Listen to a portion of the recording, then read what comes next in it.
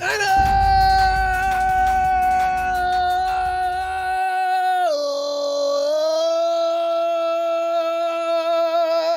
Yes, yes, yes. We're going to talk while they're holding a parade for the Rams. And let me.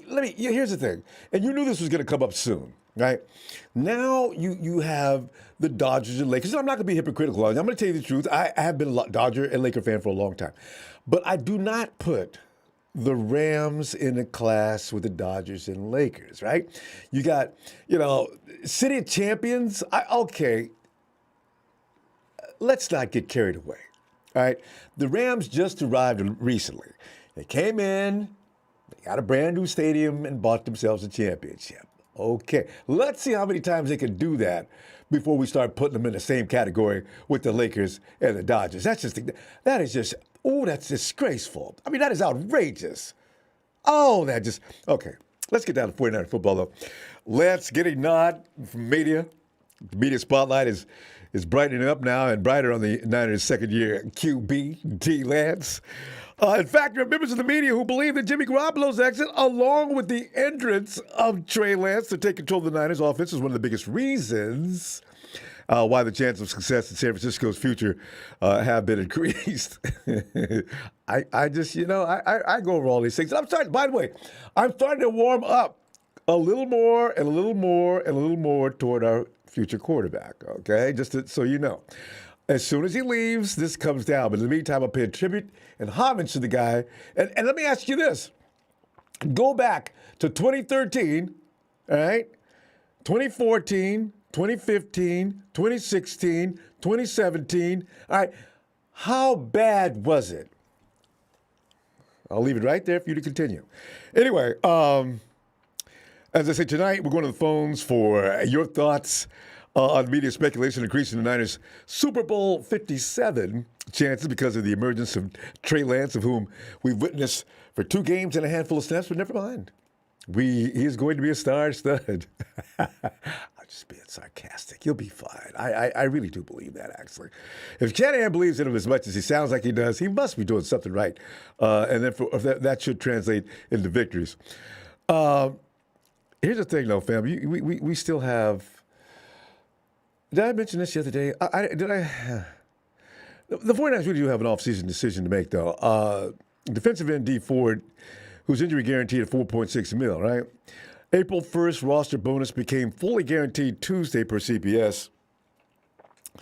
Salary cap analyst Joel Corey. See, the man is just taking all kinds of funding and ain't doing nothing for it. While the 49ers officially due to pay for it, that $4.6 million, it doesn't do much to affect how they'll operate his contract in the coming months. After a restructure last season, thank you, Dee Ford, at least you could do, now carries $11,909,900. In other words, $12 million. All right, salary cap hit. The Niners have 3 options. They can save $2,900,000 in cap space with $9,819,996 cap hit if they cut him prior to June 1st. That June 1st date, you're going to hear that a lot from a lot of places because those are the things that the teams are hustling to do to stay in legal boundaries of what they can do, right? If they wait until June 1st to let him go, they save $7 million against the cap with a $4,909,970 dead cap hit. They haven't exactly acknowledged actually who brought Dee Ford in, whose idea was it, because at the time we were all excited. We got Dee Ford? Yeah, no, we don't. We got Dee Ford. We hadn't drafted Nick Bosa yet. And then it got exciting. We got Dee Ford and Nick on the other side. And then we find out the man's back has been broke for years, right? But moving on, before June 1st gives the 49ers a little more room to work with in free agency. So you could expect something between now and June 1st, I would suspect. While a post-June 1st designation would allow them to more room in post-free agency moves, there's also the chance they keep him. There is. On the roster in hopes if he can get healthy enough to contribute. Okay, There should have been a flag thrown on whoever was in the room and said that. All right. Oh, and although that feels like a long shot after Ford missed 29 of the team's last 36 games because of back injuries, it doesn't sound like a long shot. Dee Ford's going to come in and he's going to look like he's ready to go. And somebody's going to make statements in the media saying, Dee Ford looks healthier this year than he's looked in the past 4 years. And then we're going to get excited like we did last year when it said that Dee Ford was looking good in camp. And then come OT, OT won't be there for OTs anyway. Just before preseason starts, Dee Ford will again be on the sidelines, and it is speculation time. Then they'll say, Dee Ford is projected to be ready by at least week 4. I mean, we know how this movie is, fam. I wish they'd just let him go. Just go ahead and say goodbye to Dee, all right? But anyway, most expected, the Niners would trade Jimmy G, officially ushering in the Lance era in Santa Clara. Lance has little experience, though making a strong offseason a priority for him, as all eyes will be watching. He's got to have he's got to have an incredible offseason. He doesn't have to be all over the media, but we got to know things, all right? D. Lance started just 2 games last year. Before that, he played in just 1 game since January 1st of 2020. But Peter King, I was checking him out, of NBC Sports, says a good offseason won't cut it. The Niners were in the NFC Championship game and have a talented roster capable of carrying a young quarterback through any growing pains. However, a strong start to the season by Lance could make the 49ers a dangerous opponent in 2022. And by the way, our schedule is death. They're already writing this up as being 49ers getting ready to run to a buzzsaw from day one. We'll go over that later. I don't want to talk about it. King did tell 95.7 The Game's Damon Bruce and Ray Ratto, I think it's an absolutely gigantic priority, this is a quote, that Trey Lance has to hit the ground running on week 1 in September. He needs to have a great offseason, not a good offseason. He needs to have a great offseason. And so to me, when I look at what they need to do, I think this needs to be something that Trey Lance is going to have to devote himself and do everything that Kyle Shanahan wants him to do. They're forbidden from doing a lot of things because of the collective bargaining agreement, but you voluntarily can do whatever you want. So I think they've got to spend an inordinate amount of time making sure that Trey Lance is ready to go and ready to play at a high level. That would be my number 1 priority, unquote, from Peter King. Everybody, I mean, I don't know if anybody would absolutely, there's just absolutely, all right? King is the only one who believes this is a big off-season for Mrs. Lance's baby boy, though. Deebo Samuel said last week about this matter, quote, I think this offseason is going to be huge for Trey. Just like it was my second year in the league. It was really big for me, and sadly, I got hurt, but with time comes greatness. So I feel like the more time that he's able to put in and get the mechanics, he'll know what it takes to be a pro. I feel like he'll do a good job in the league, unquote. See, these are the kind of, there's just something about those sentences that just does scare you a little bit because we need him to get up to speed as fast as we can, but you can't pressure him to the point that you wreck him, right? So Kyle's got to bring him along gently, then let him go, that bird out of the nest, and let him go. And when I say let him go, Kyle, please, don't restrict to exactly nothing but what you think is going to work as far as football goes. And granted, what Kyle Shanahan believes is going to work most likely will. But you've got to also realize what this quarterback's strengths are. And you're a genius. Tailor it to what he can do best. You don't have to, it doesn't have to be crossing patterns across the middle of the field all day. And I know what you're saying. That was Jimmy's fault. No, it wasn't. Jimmy's not a maverick that's going to do whatever he wants to do. Whatever you see him doing, he's doing because he was told to do it. Anyway, host Damon Bruce joked that maybe Lance should move in with Coach Shanahan this offseason. I like that idea, actually. While this isn't allowed, King had another idea for Lance until he can meet with his coaches again. And how many of us already thought about that? King suggested, quote, maybe what Lance does, too, is maybe he flies to Denver, spends 2 weeks with Mike Shanahan at Shanahan's house, and he just does it that way. There's no rule against that, obviously. Unquote. Fam, remember the time, all during his time rehabbing in 2018 on the ACL tear, 2018? Yeah, that's what Jimmy did. He stayed with Mike the whole time. Meanwhile, let me go with this final bit, though. But why the NFL talking heads are starting to say the 49ers got a huge chance and the Super Bowl window does remain open.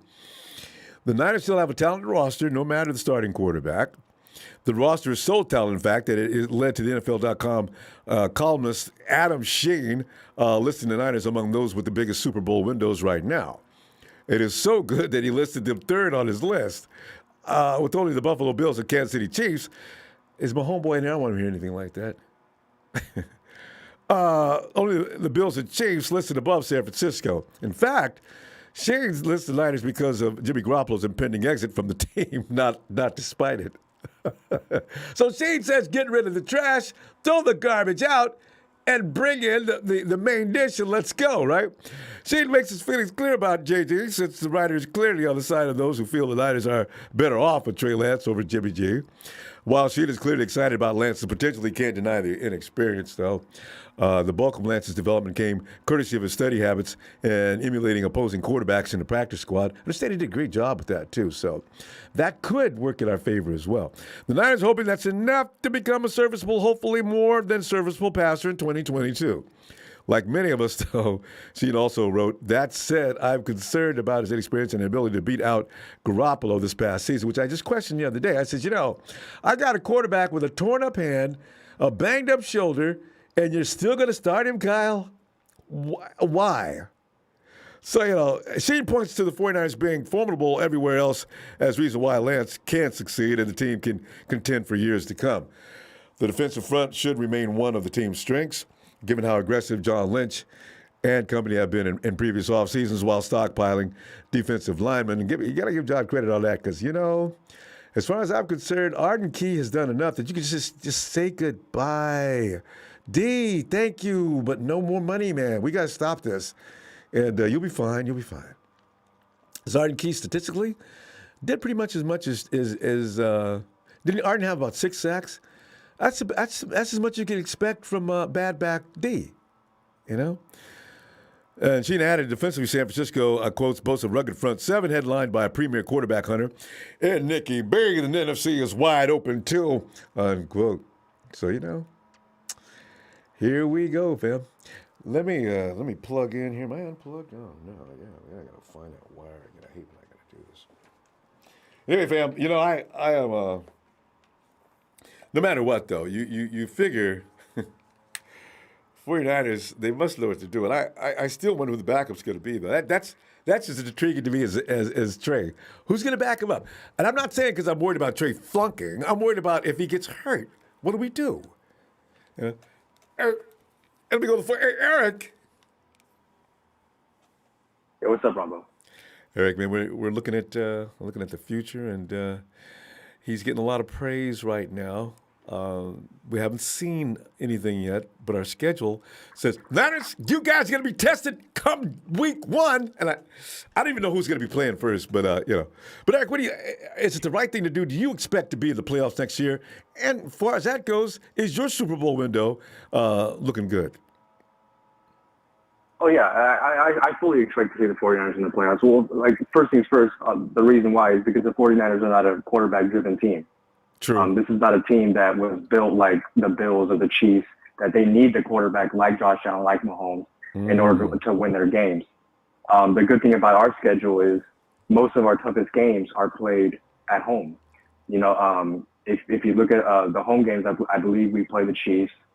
Other teams, I believe the Chargers, the tougher teams essentially are playing in our house, versus the faithful, and I think that's exactly what we want. Now I say that, but then the 49ers play better when they're away, which makes no freaking sense. But it's the gospel truth, ain't it? Hopefully, my God. Hopefully it shifts back to the way it's supposed to be. Either way, we're still a really good away team in terms of fans and attendance. So that'll always be good.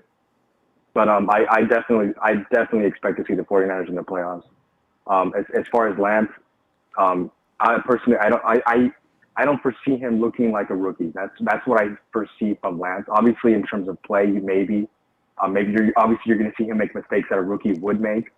But in terms of intelligence, I don't think so. I think he's going to look at the film of Jimmy, because I think that's obviously Kyle's not going to want him to run the Jimmy offense all the time. But I think I think Trey's going to add to what Jimmy was able to do in this offense. And yeah, I think, obviously, I think Trey's going to be way safer with the ball. That's for sure. Rookies tend to be. Although Trey has the arm to let it rip. And I really hope that when Kyle sees that Lance is in a rhythm, to let him throw downfield, because all it does is build the quarterback's confidence. And you know, these are the important days in a rookie quarterback. Is, you know, any interception, any touchdown can change a rookie forever. You know, Yeah. if you look at, I believe Jameis Winston threw an interception on his very first play of his career. Look at him now. And that set the tone for years. Yeah, and I you didn't saw even know that. even there's a 30 for 30. He threw 30 touchdowns and 30 interceptions, I believe. And you see something like that, and then I don't know, Lance threw a touchdown in his first throw. Who knows? You know, that could set a tone. So True. yeah, exactly. So hopefully it ends up in that way this year, and obviously the run game is going to help with that. I noticed that a lot of Jimmy haters like to use an excuse. Well, Kyle hit Jimmy. Well, Kyle's going to hide the fact that Trey's a rookie, and I'm really going to like that, because the run game is going to help him. The defense is going to help Trey. This is literally everyone says that it was a horrible situation that Trey's in, because everyone was saying during the draft that it was a perfect situation to go to the Niners, and all of a sudden he was behind Jimmy, and then all of a sudden now new quarterbacks are being talked about. At the end of the day, this is the perfect spot for Trey Lance to be in. A rookie quarterback, this team, this is the best team to build around a rookie quarterback. I fully expect to see the 49ers in the playoffs. And I would not be surprised if they win the division. All right. Yeah, because the Rams aren't. By the way, McVay and I knew it was going to happen to McVay and Aaron have said, let's go ahead and run it back. You know, they were acting like they were going to leave. They weren't going to leave. So yeah, the Rams will be in the battle next year. I do not see the Hawks being anything to be concerned about right now.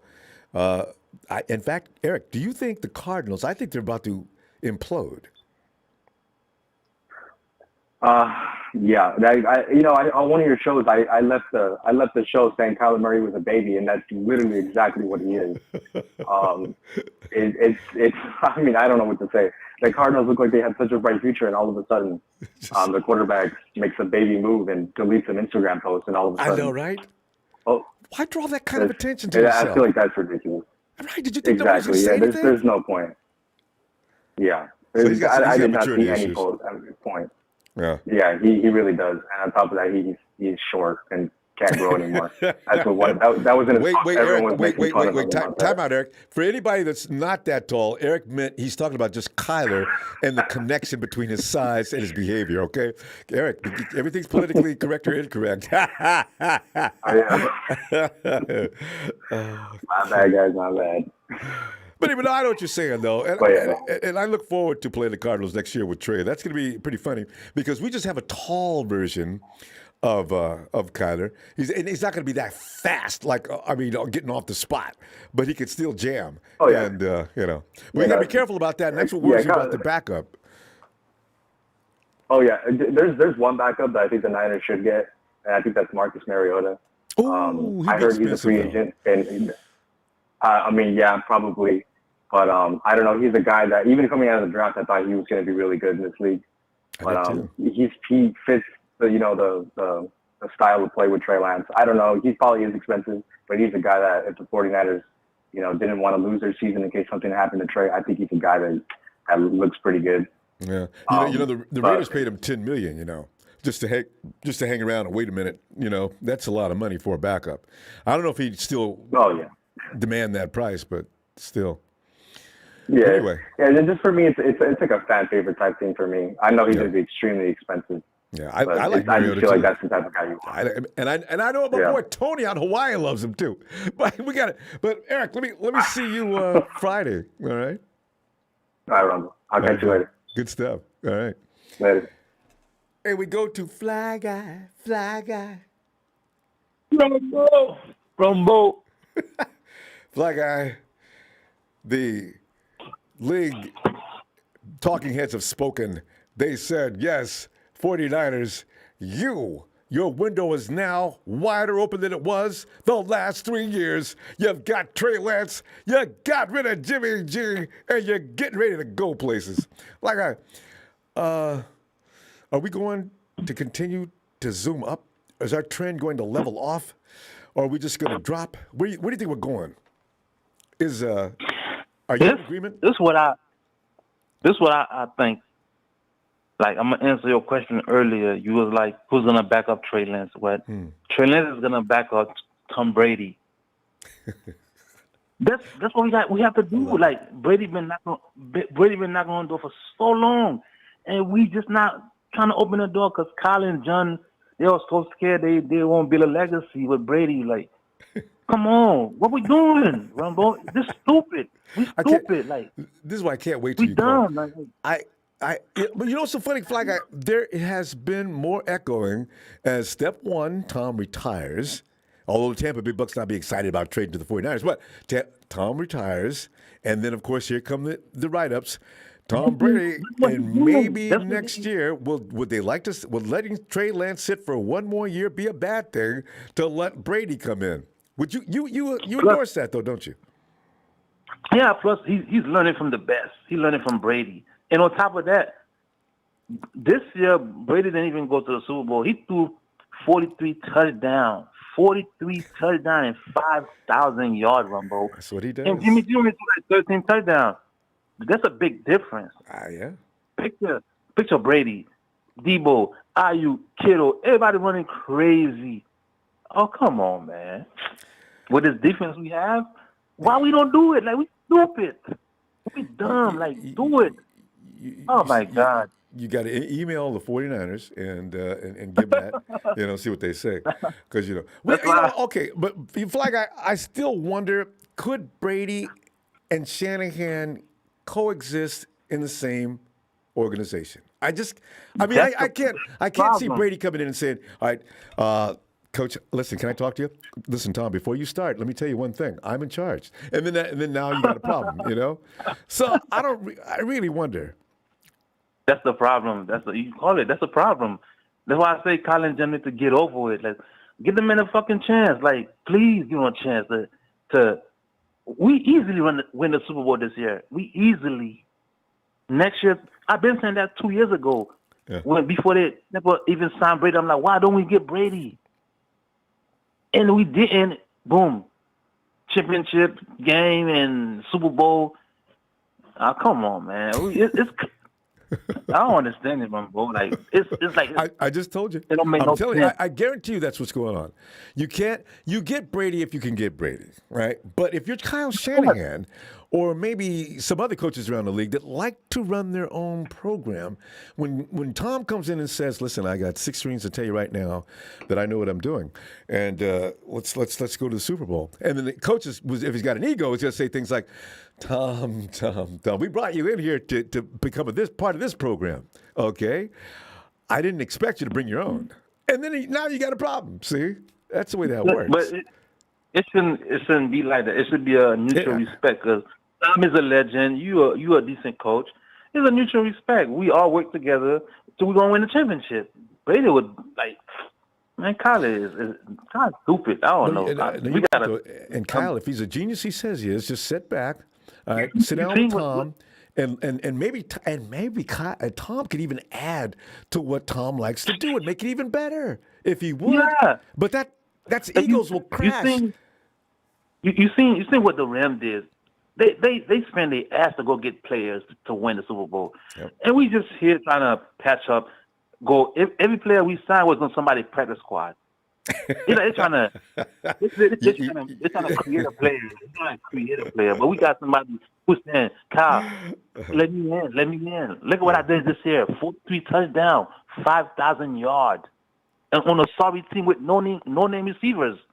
Imagine Debo Samuel, Brady. Do you think who's going to stop Kittle us? is like a Gronk Jr. And Tom would want to bring Gronk, right? And he may even want to bring AB. If Brady get hurt, we bring Lance in. And Brady ain't gonna get hurt because he's a smart player. Brady can play till he's 50. But Flagger, if you did accept Tom Brady's offensive style, would you actually would you expect Lance to come in? Because the rest of the players are going to be adapted to Tom Brady, right? You're not going to run exactly the same offense with Tom Brady as you will with Trey Lance, right? So it becomes a problem with the rest of the players. Everybody's got to learn two offenses. That'll never happen. Flagger, you know what? This is a fun subject. We ran out of time, though. Let me see Friday. We're going to talk. We're probably going to go over this a lot because Brady is still hanging around in everybody's minds. One more thing. I predict that poster in back of you gonna be Brady right there. You can find Brady's poster anywhere too. Okay. All right, Black. I'll see you Friday. Okay. Yeah. Night, fam. Hey, there is my brother from another mother, out over the blue waters of Hawaii. Dang, Tony! TNT time. I mean, Tony Nagatani's takes is a little different than the other TNT. Aloha, Ronbo. How you doing? Happy Wednesday.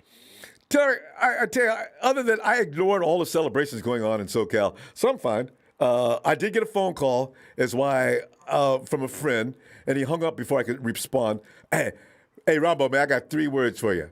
City of Champions. Hey, wait a minute, man. And that's why I brought that up when I first came in. Now LA is the City of Champions. Dodgers, Lakers are screwing up this year, though. Lakers from last year, Dodgers, and now you got the Rams. And I do not put the Rams in the same boat with the Lakers and the Dodgers. That's just disgraceful. But Tony, go ahead. I'm still bothered by that phone call. He won't answer my phone either. Okay.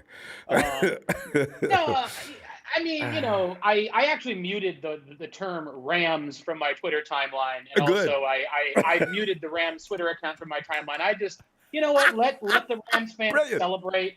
I don't want to see it. Although I'm hearing that parade was pretty poorly attended, all things considered.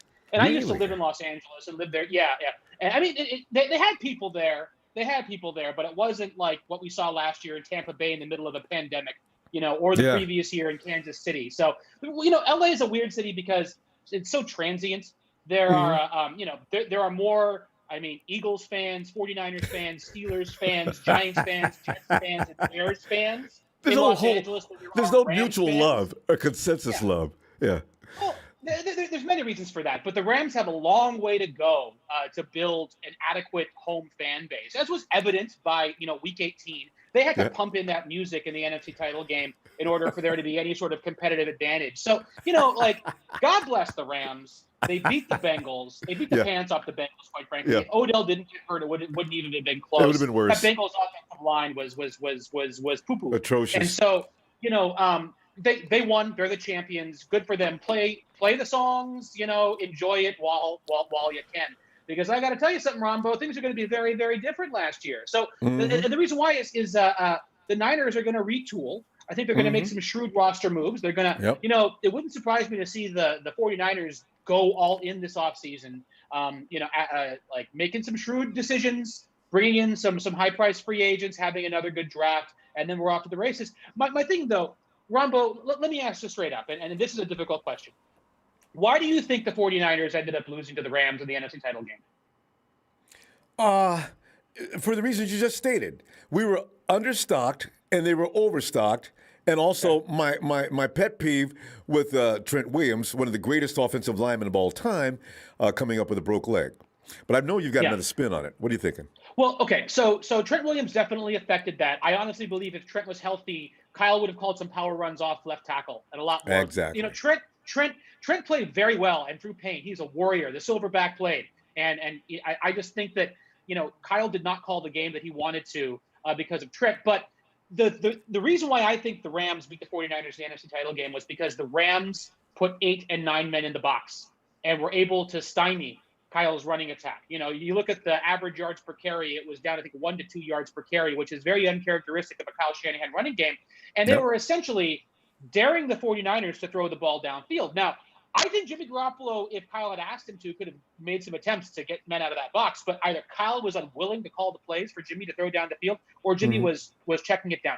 One way or the other. The issue was the Niners couldn't get those 8 and 9 men out of the box, and that stymied our running attack, and we ended up losing by what, 3 points. It was a I know, very, right? very close game. So Tony, but the thing is, that is not the first time a team has put 8 men in the box. In fact, we went through a diet of 8-man boxes pretty much all season long. It was just True. effective this day, and I think Right. largely due to the fact that Trey was out. But you go ahead, let me hear more of this. Yeah, well, so okay. Here's the thing: the Rams had Aaron Donald, Von Miller, and Jalen Ramsey. Okay, and so with Trent being hurt, those 3 superstars were able to give us enough trouble that it stopped the run. And schematically, we couldn't adjust because of, I'm not sure if it was play calling or play, one way or another. Through our tactics, we couldn't get it done. We did in Week 18 with a healthy Trent Williams. We definitely did. But I think it's going to come down to this. Trey Lance is going to open up the 49ers offense in ways that are going to be fantastic, because if they put 8 and 9 men in the box, they can roll Trey out.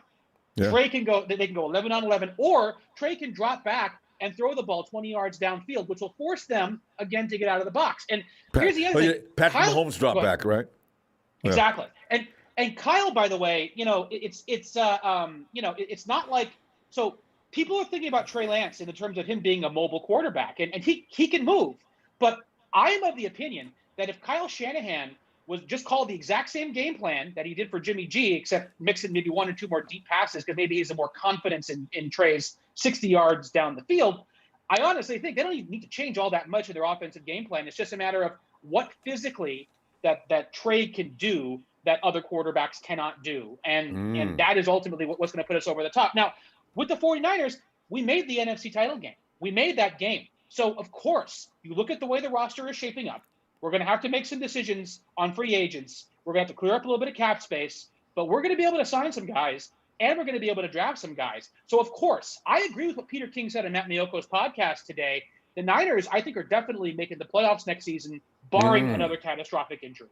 And honestly, they are going to be a better team next season. I think that is the reason why they're going to be able to make the Super Bowl, is because the offense is going to be a slightly more dynamic. So, at the end of the day, I honestly absolutely 100% think the Niners are going to be back. Vegas knows what they're talking about in these matters. Barring they've injury, been right so many times. Barring injury, looking at the roster right now. I got Tony rolling. I got it rolling. Tony, I want more of this. Come back Friday. One last thought. The backups. Niners should get Tyrod Taylor and either bring in RG3 or Marcus Mariota to be the number 3 quarterback. Ooh, and I mentioned you just a minute ago talking about Marcus Mariota. I love Mariota. RG3 I'm not interested in. Who's the other choice? No. So Tyrod as the principal. Tyrod Taylor's not bad. I'll take him. Yep. RG3 I'd like to move. Yeah. But RG3 does know what Shanahan's doing, and maybe all 3 are okay. All right. He can mentor Trey in a way. Anyway, all right. Take care, Ronbo. Aloha. All right, Tony. Great to talk to you. I'll see you Friday. Tony, got some great points. And here he is. Boom, bam. I mean, Papa Dragon and the little dragon. This is Papa Dragon and the Dragonettes. Pop, get in here. Okay, wait a second, Ronbo. Did my man Tony just say RG3?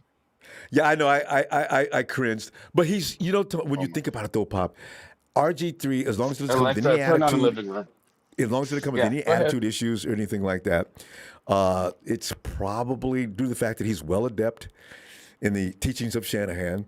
It might be a quick read and go. I know what you're gonna do though. I got the same kind of feeling about RG3. Something about it, just no. So all that shit that he just wrote about the Shanahans in his memoirs. That means nothing.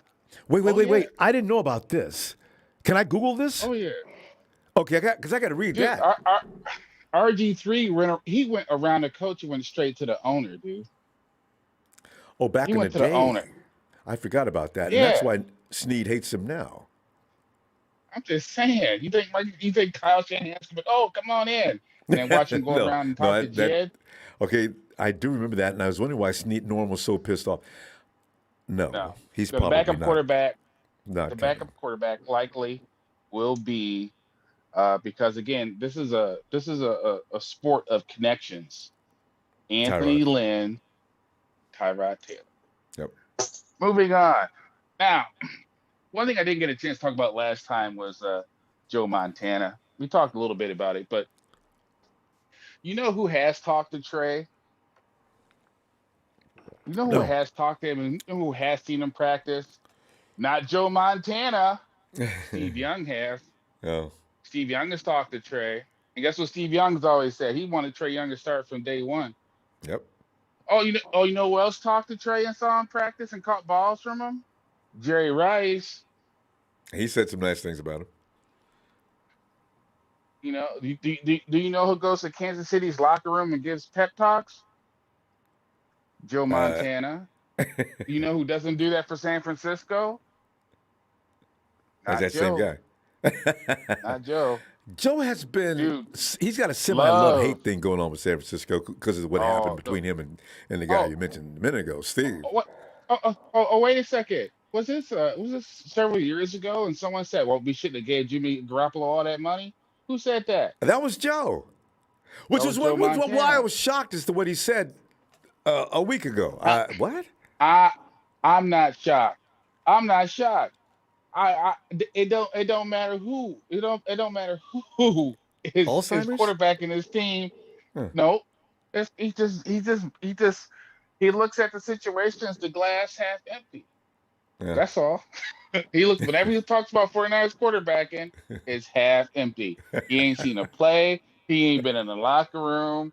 Oh, but he talked to some player. Anyway, moving forward, I agree with King 100%, 110%. What I did see from Trey was a quarterback who was getting better. He had to, out of all the rookie quarterbacks, he had the best first two starts out of all the rookie quarterbacks last year. So, and that's all of them. Okay. You could have rolled with Trey last year with the way that we play ball in San Francisco because we run first. And we're one of the few teams in the league that does that. So, honestly, it's not about Trey. People want to make it about Trey, but it's not. It's about the system. And right now in this system, but Pop, let me ask you this though. Okay, in that case, why did CJ and Nick not do so well? I think to some degree that quarterback is doing things that may go unnoticed. They may not be actually visible at all times. But I don't know if just anybody can come in. And this is the thing. This is why I'm a little concerned about. But go ahead and make your point. Let me hear some more of this. No, my point is that you have a football system, the same system that's being run in Green Bay, and several other teams around the league, Patriots, right? The Browns, Patriots. Pittsburgh. Well, Patriots actually run every system. So the bottom line is that what makes the system take off even further is when you have a quarterback who can extend the pocket time. Okay. So when Aaron Rodgers is dancing around back there and avoiding tackles and things like that, he's creating opportunities for his receivers to get open. That's where we're going to have the biggest adjustment. We're going to have to get our guys used to playing a little bit longer at the snap. Yeah, but at the same time, Pop, Kyle doesn't want you. You got to get that ball out, and that's just pretty much the story around the NFL. You dancing around, extending plays. You got to get that. The main thing you got to do. You're extending plays only if that offensive line breaks down. Am I right? And now the other thing to do is get that ball out quickly in order to avoid pressure, make your offensive line not have to work too hard. No, I mean, is that? No, I'm not saying you do. Patrick Mahomes and last year's Super Bowl. I'm not saying that. I'm saying what I have seen from Trey is very good footwork. I seen him climb the pocket really, really well. There's a play that someone broke through the right tackle. I think it was McGlinchey at the time. And he broke through, I think it was during the Cardinals game, one of the first few plays, and then Lance took off for 15 yards out of bounds. That's what he has to do. He can't take on tacklers. I think running him all the time is a mistake. But I did see this is defenses play the 49ers differently when he's in the game. So you're going to have more spaces. I think you'll probably see a little bit more spread looks, especially on third downs. which will give him the opportunity to dink and dunk and also run it. So Papa, I think he'll be fine. Because I love your conversation every time. But we're out of time because you've got so much great content that it just runs the clock out quickly. Being interesting is your problem. Pretty soon the clock runs out. That was only 30 seconds. That was 30 seconds. I thought it was more like 15. That was 30 seconds. No, but you make excellent points. And I can't wait to see the contrast in styles next year and how it affects the offense. Because what these guys are used to and what they're going to have to get used to is probably two different things. But we'll see. We'll see soon. Yeah, but I agree with Tony on this, though. Don't make a special offense for this dude. Just run your offense, Kyle. I don't know if Kyle has another one. He may alter things a little bit, but I don't think he does. He does. And I still think he's closer to probably what Elway was when he first came into Shanahan's offense. Because when Elway started, he was the 58% passer when the Shanahan took him over and then got him over 60%. So we'll see. Go. All right, Bob. I will see you Friday and looking for more stuff. All right, Bob. Have a great night, man. Oh, yeah. Let's keep it rolling, Ronbo. Yeah. All right. Shout out to man. production. Like and subscribe, y'all. Thanks, man. And it's Ice, and Nina. Ice. Ice, got the metal ice. Ronbo Sports. Yeah. Hey, Nina. How you doing, little lady? Good. Great. What up, player? Hey, we're just sitting back here and feel good about our chances for next season while LA's out there celebrating. We're the baddest boys in the league. Ain't nobody can touch us. We're the Rams. Gosh. Boy. You know what? And now, Ice, there's more Rams hanging up in this chat. This is what we have to put up with. See? This is why winning is... the chat in first place. They're not even 49ers fans. By the way, let me remind the chat, if you get over-rammed, just block them, and you won't see anything they're doing. Just mute them out. I don't pay them cats no attention in the first place because they're paper champions. That's what they are, paper champions.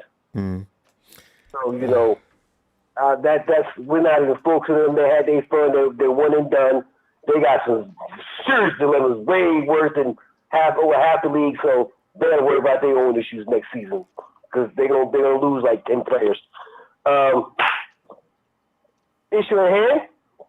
I heard what everybody was saying, and I have agreement with the majority of it. The thing with the guys who were earlier about Tom Brady, like you said, they ain't gonna happen. And other than that, there was a video posted about an hour or two ago, that he said no, he's not gonna go. His family and him got some issue with the 49ers because they told him no the first out there, even if they offered him to it, he wouldn't go. So, end of that story.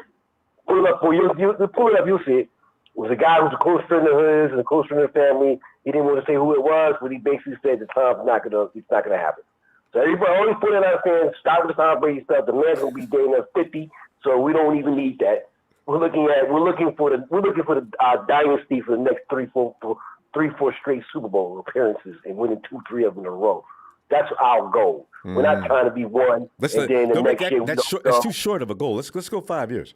All right. If not, at least for that fifth year, we're in the NFC Championship game. Then you're doing it right. See, that's the difference with us. See, we're in it for the long haul. We're not in it for the 1 year we win the Super Bowl and then the next year. No. We're in it for the long haul. Like another team we know. Yeah. Thank you. So that's the whole point of it. It don't make no sense, And we got the tool, and we have young guys.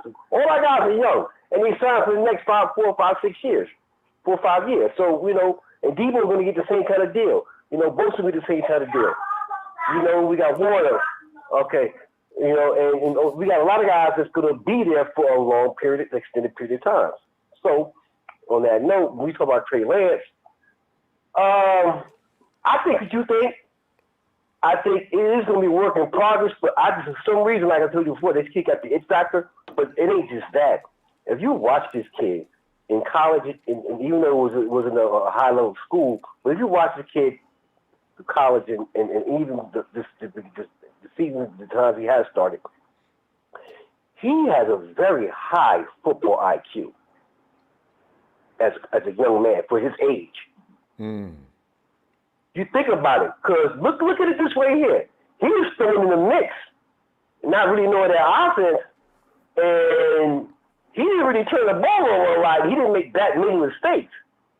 Versus you look at the rookies that came into the league, rookie QBs, they made a ton of mistakes. You know what I'm saying? In a short period of time. And he even got, what's his name? Justin Fields got pulled.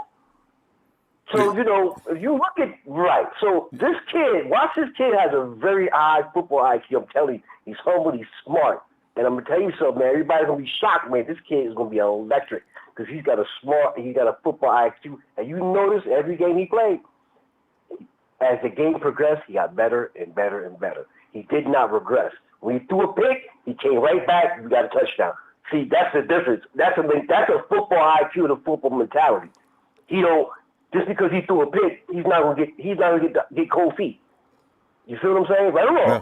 And you know, that's a very important factor right there because your best quarterbacks in the league, the reason they do throw INTs, and the best quarterbacks in the league do throw INTs, is because they're confident in what they do. And then sometimes they get overly confident, and that's when they get stung. But for the most part, if a guy's never throwing INTs, Aaron Rodgers is the only quarterback that's really considered fabulous and great that never throws INTs. And if he do throw one, he come right back and bounce right back and blow you away with as you're supposed to do. Yeah. Everybody asks you, kid, do it again. I saw that man open. I'm going for it. You got to go for it. Exactly. Yeah. And this is the thing. That's what I'm saying. And he knows. Man, Debo said something last week about Ayuk. He said, man, next year, man, ain't gonna be like there's gonna be nobody in NFL gonna be able to cover Ayuk, especially when we got the kid Lance. Yeah, the way he was running routes this past few weeks, yeah. And he got footwork. So, and people understand now. Like I agree with you said earlier too, Fam, that the system, all people can't run that system as great. Some can run it good, but this kid is what Kyle Waters has got. True. So, man, he's seen something that he knows this kid can run the system how he wants it to be run. That's why I didn't pick up Justin Fields. That's why I didn't want anybody else.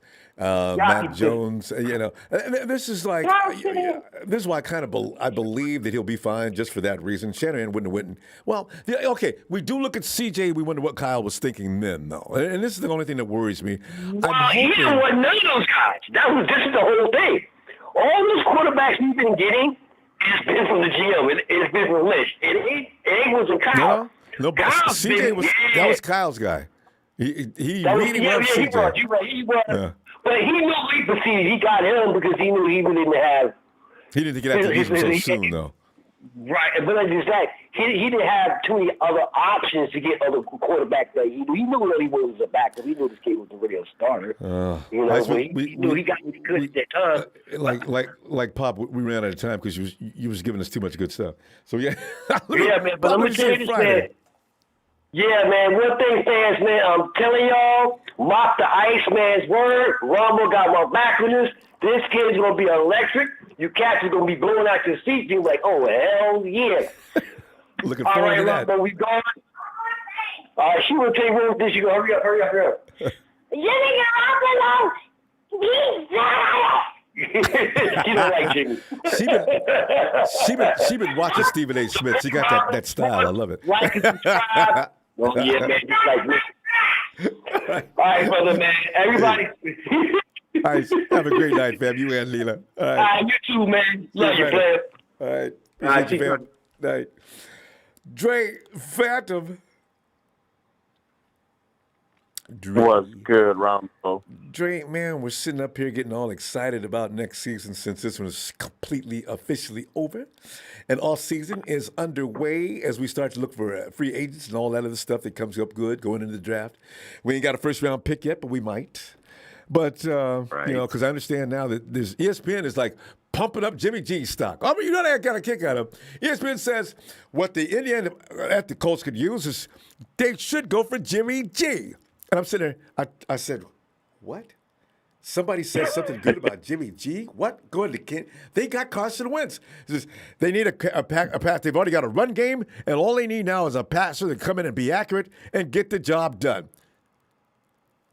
Okay. What are they going to do with Carson? You know, I think Carson did piss him off toward the end of he did have a melt all the way down in that last 2 or 3 weeks. Very odd. But anyway, Trey, that's neither here nor there. I'm wondering about our season next year. They're giving Trey the "go get 'em, boys" signal, and are you feeling that? You know what? I am, and I know our time be short. There was quite a bit I wanted to say, but No, you jump into it. I'll be quiet. Because I'm okay. No, you good. Because I get carried away. Wanted to. I love it though. It's all good.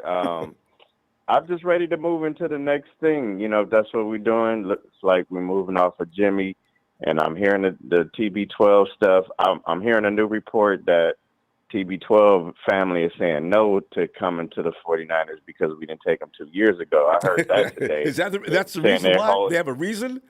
Because y'all didn't say, you didn't say, okay, last time. Now we don't want to come?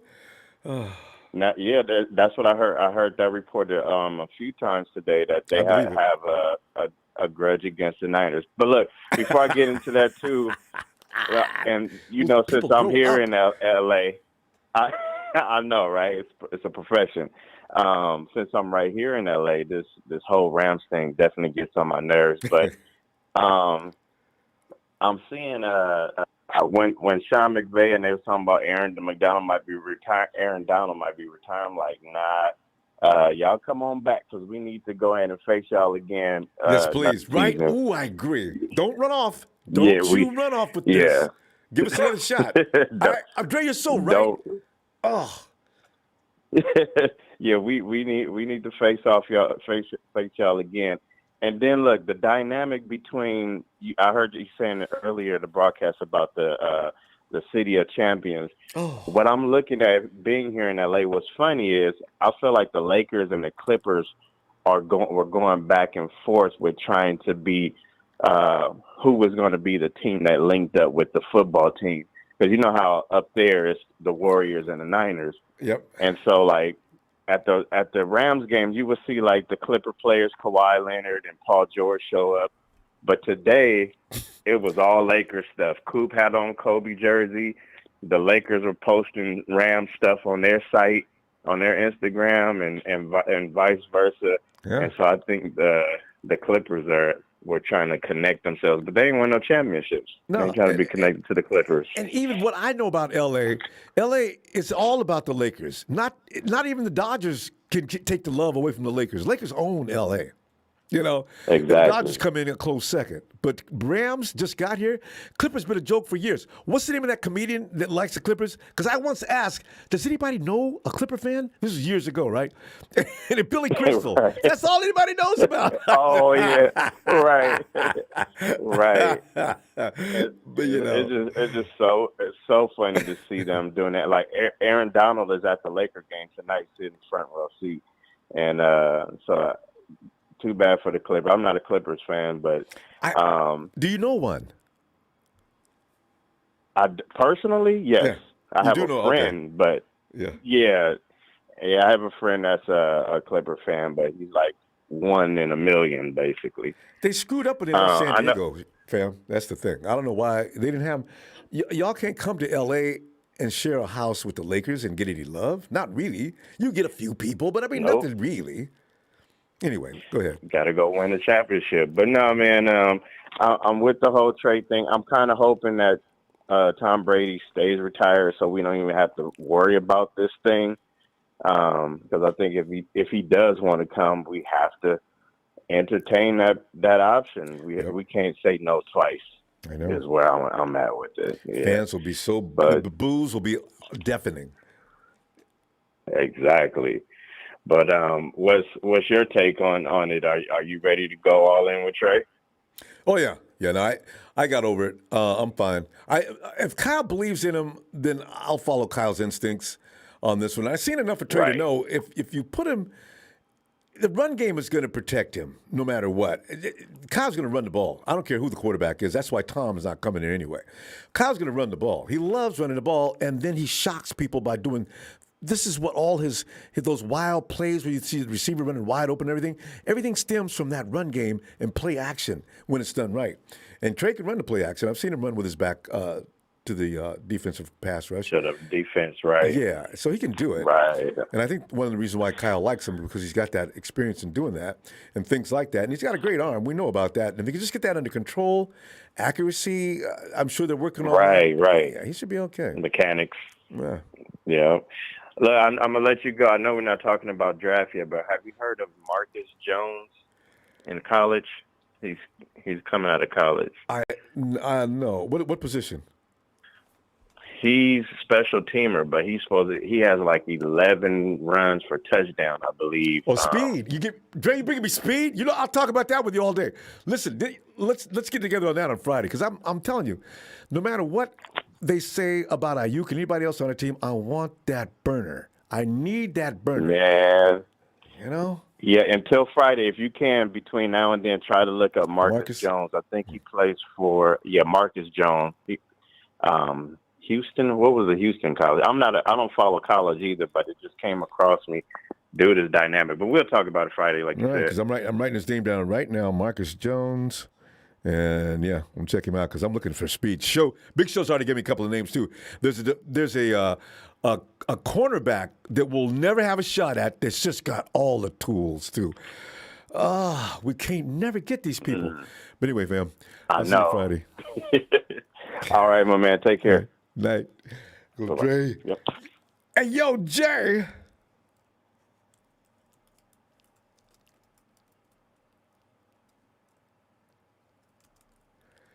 Yo, Jay. Where you at, Jay? All right, let's come back to Jay. And it is Bill, a big Bill. Bill, get in here with your Texas self. All right. Stay with me. Kind of short on breath, walking home from getting some grape from the store. You said down grapes? the street. Okay. Grape soda. Grape like soda. I said, grape soda. yeah, because what I'm about to say is everybody's saying Super Bowl this, Super Bowl that. I'm going to tell you straight out. I knew Brady's not coming to San Francisco. It's not happening. Get over with it. Number two, we do need to have Trey Lance set for maybe 1 or 2 more years. And there's a free agent. And I'm sure he would work around. I'm telling you, Ronbo. I'm listening. It's a guaranteed Super Bowl. We'll be in it. We'll win it. We'll finally get 6, 7, and then possibly 8 with Aaron Rodgers. We need to get Aaron Rodgers. So I'm saying if York has any brains this time, because I guarantee you, if we turn him down this time, we'll talk about the grudge with TB12. Aaron Rodgers will have a bigger grudge. We passed on him on the draft, and then we're going to pass on him on free agent. No. Bill, ESPN, Ryan Clark the other day went buck wild. Ryan Clark says, well, they don't want Jimmy, and I don't like what I see in Trey. Then trade them both to Green Bay for Aaron Rodgers. And I said, here comes the comedy, And Bill, I imagine you would entertain that trade, wouldn't you? No, I would not trade Trey. I would get rid of Jimmy. I'm keeping Trey. Aaron Rodgers got 2 or 3 years. You got monies. You got to get monies to match a little bit, though, right? So Trey doesn't make any money like Aaron Rodgers. Why would you do a trade? You just got to wait it out. Wait it out for free agency. He's a free agent. Aaron's not a free agent, though. I don't think. His contract's up at the end of this year. It is. Really? If it's not, they have to franchise tag him, and that would be the only way they can keep him.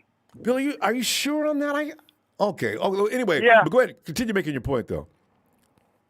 And if he's not a free agent, we don't make a trade. We get TB12, and I'm not giving up Lance. Lance is going to be our future. And if A-Rod can't handle that, then A-Rod can stay where he's at and go somewhere else. Because I'm going to put it this way. He's got another guy there that's sitting behind him, Mr. Love, and he's not playing because of Aaron.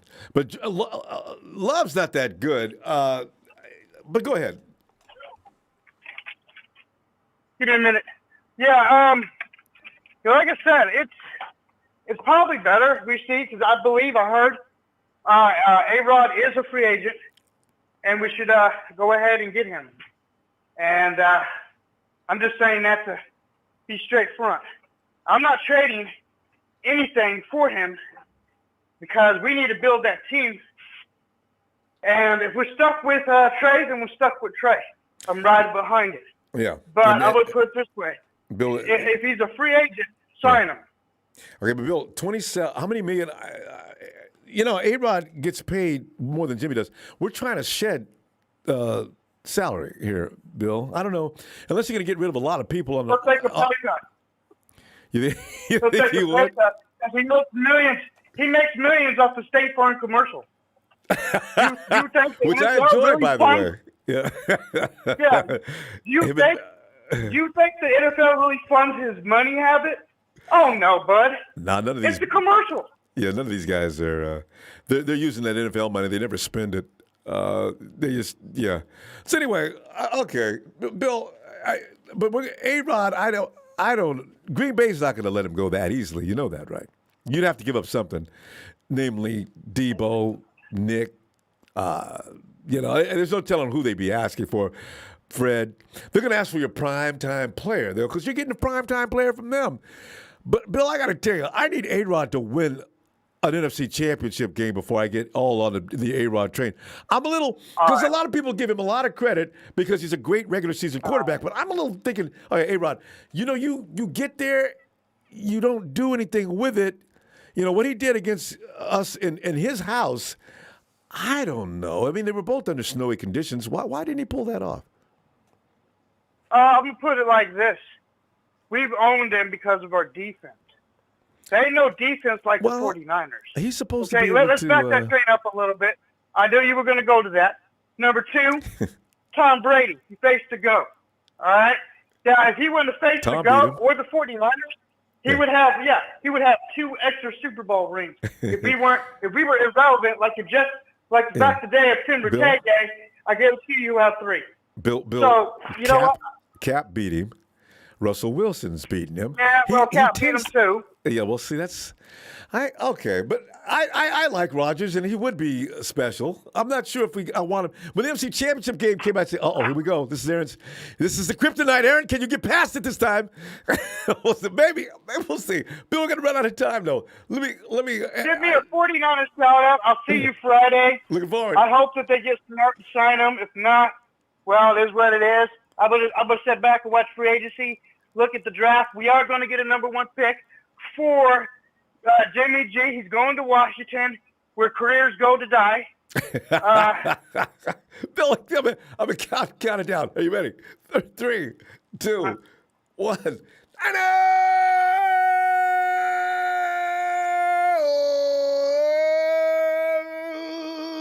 Bill, give me the rest of that rest Friday. I'll be looking for you, okay? Say hi to Shania, too. All right, my man. Night, fam. All right. Later. And Tony Nagatani says, to clarify, I want Tyrod Taylor as QB2. RG3 has done a lot of growing. If he wants to play still, the blueprint for Trey Lance is RG3's rookie season in Washington. It'd be cool to see him as QB3. Yeah, Tony, you make a lot of sense. I don't know if grown men can get over. I forgot about RG3 in his memoirs before leaving Washington area about the Shanahans, which Norm Snead really, I didn't know what his hatred was based in. I'd forgotten about his little rhetoric written and handed in to Norm. That's what he's got, Norm. Can we please calm it down? Because this is why I don't think Jimmy's going to Washington, because that would help the 49ers, because Kyle Shanahan's over there. Snead doesn't want to hear it. Hey, Bethel.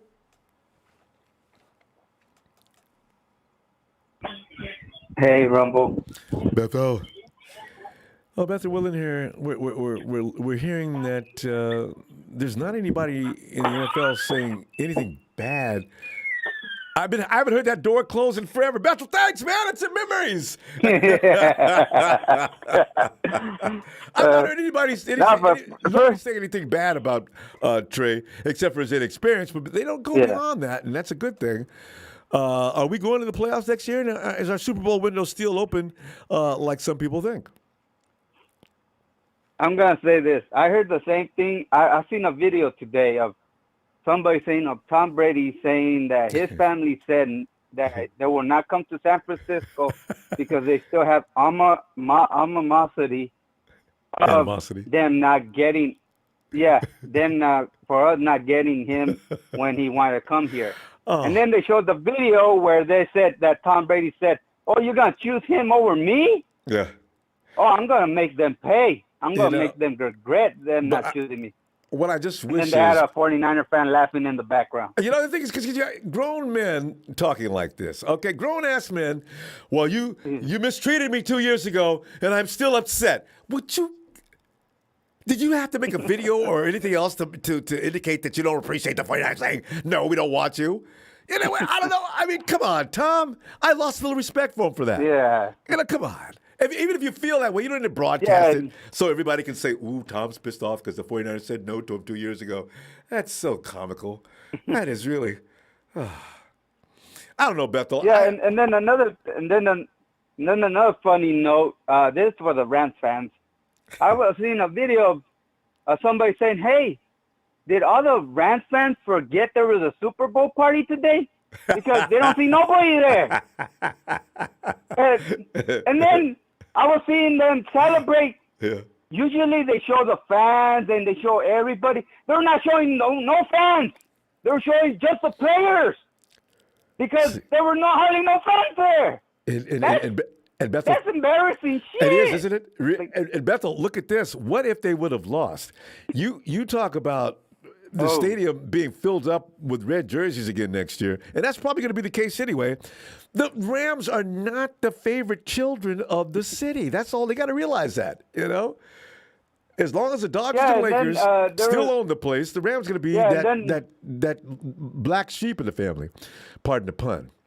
Yeah, and then there was a thing on there where there were, I don't know how many percent of Ram fans bought brand new jerseys and still had the tags there just in case the team lost to take them back. Take this back, put it back in a box, fold it up real neat, spray up under the armpit area so it doesn't smell. Okay, it's okay. Because that jersey, Bethel, $40, $50, $60, $70, some of them more. Why am I going to pay? I don't really like the Rams. I just want to be in fashion for this particular weekend, Super Bowl Sunday. And then I remember me calling in, and I said it.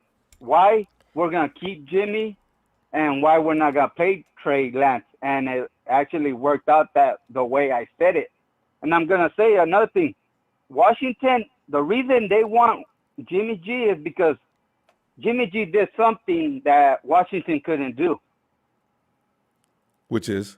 Jimmy G beat the Cowboys in the playoff game. Washington couldn't even beat them, not even one game. Lost both games. So that's a good reason, though. And then you hear that Bill Belichick said, East. And then Bill Belichick said that, he would not use them like that. So if Ron Rivera thinking, if I could get more out of him than Kyle can, let's take a shot and give him a first-round pick. Yeah, because they run a different offense. So now you have... Jimmy might look a whole lot different. Like you look in New England, Jimmy's going to look a whole lot different if you got him throwing the ball more often and you're not running off of a run game so hardcore like we do. Yeah. People don't understand that. They think Jimmy's like what they see with San Francisco. Jimmy was not restricted, but he was put in a different place other than maybe what he does best. But Jimmy, he'll play whatever offense just ask him to. That's what I like about him. So he may do well in Washington. So now you have teams maybe fighting for him. Now you could get more draft capital, and if you get a first-round pick for him, you need about 5 then teams. You get a first-round pick for him. Mm-hmm. Then you get one of those picks that you gave for Trey Lance, and that was a win-win for the 49ers because, you got that pick for him. And then plus, if, say, Trey Lance would have, Kyle didn't want to take the risk of Trey Lance going in, and if we lose the playoff game because of him, then people are going to hate him. People are going to judge him and all this. And you don't want to do that to a rookie. Well, you rather have people hate Jimmy G And well, they already do. Trey You don't have Lance. to worry about that. Even if Trey would have came they in and already won. do. So, I mean, lost. They still would have blamed Jimmy. So it doesn't matter. But you know what? It's also you Kyle never know, doesn't- dude. It's just, Yeah, Kyle. But basically, Kyle doesn't want to play a rookie any more than he has to. He'll play him now, though. yeah. Yeah, and then another thing is the only difference between and then I don't know why nobody talks about this. If McVay was supposedly a genius, then why did Jared Goof? No, not Jared Goof. I forgot to have a different quarterback. Matthew Stafford didn't catch that ball when Cooper Kupp threw it to him. That was a stupid ass play, but nobody called him out on it. I know, right? If that was Kyle doing it, they they would have talked a lot about Kyle. Yeah, and then I remember the Bengals did the same play that we did with Debo and threw a touchdown. It worked. Yeah. So, yeah, and it works. See, people rather copy Kyle than copy him. Yeah. That's we're out of Yeah, time. I'll see you Friday. Looking for you. I love the energy today. And make sure that door closes when you come in. I love that. Let's see you Friday. All right. All right, Ronbo. Always great show. Hit the like. Thanks, man. And subscribe. And let's go Niners. Indeed. All right, Bethel. Have a great night. If we go back and check on Jay. Hey, Jay. Yo, Ronbo. Jay, you this is like your microphone is now you sound like you're standing down the street yelling from the corner. Can you get it? There's something going on there. Try it again. Can you hear me? Barely. Hold on. That's why. Maybe that's why when we called you before, you were there, weren't you? We just couldn't hear you. Yeah, I was here. Who is Nate Davis? You can hear me right now, right? A little bit better. Yeah. Go ahead. Okay. So, this topic is you're talking about we can get back. Okay, now, Jay. Now it's all muffled up. Jay, are you using Bluetooth or something? Somebody asked where Marketing Pro is. Marketing Pro is one of those 1 to 5 people that was at the parade. Jay? Yo. Jay. Oh my God. Is that you, Jay? It's really Jay's really having problems with the sound system here. Jay, work on that. I'm gonna come back. Okay.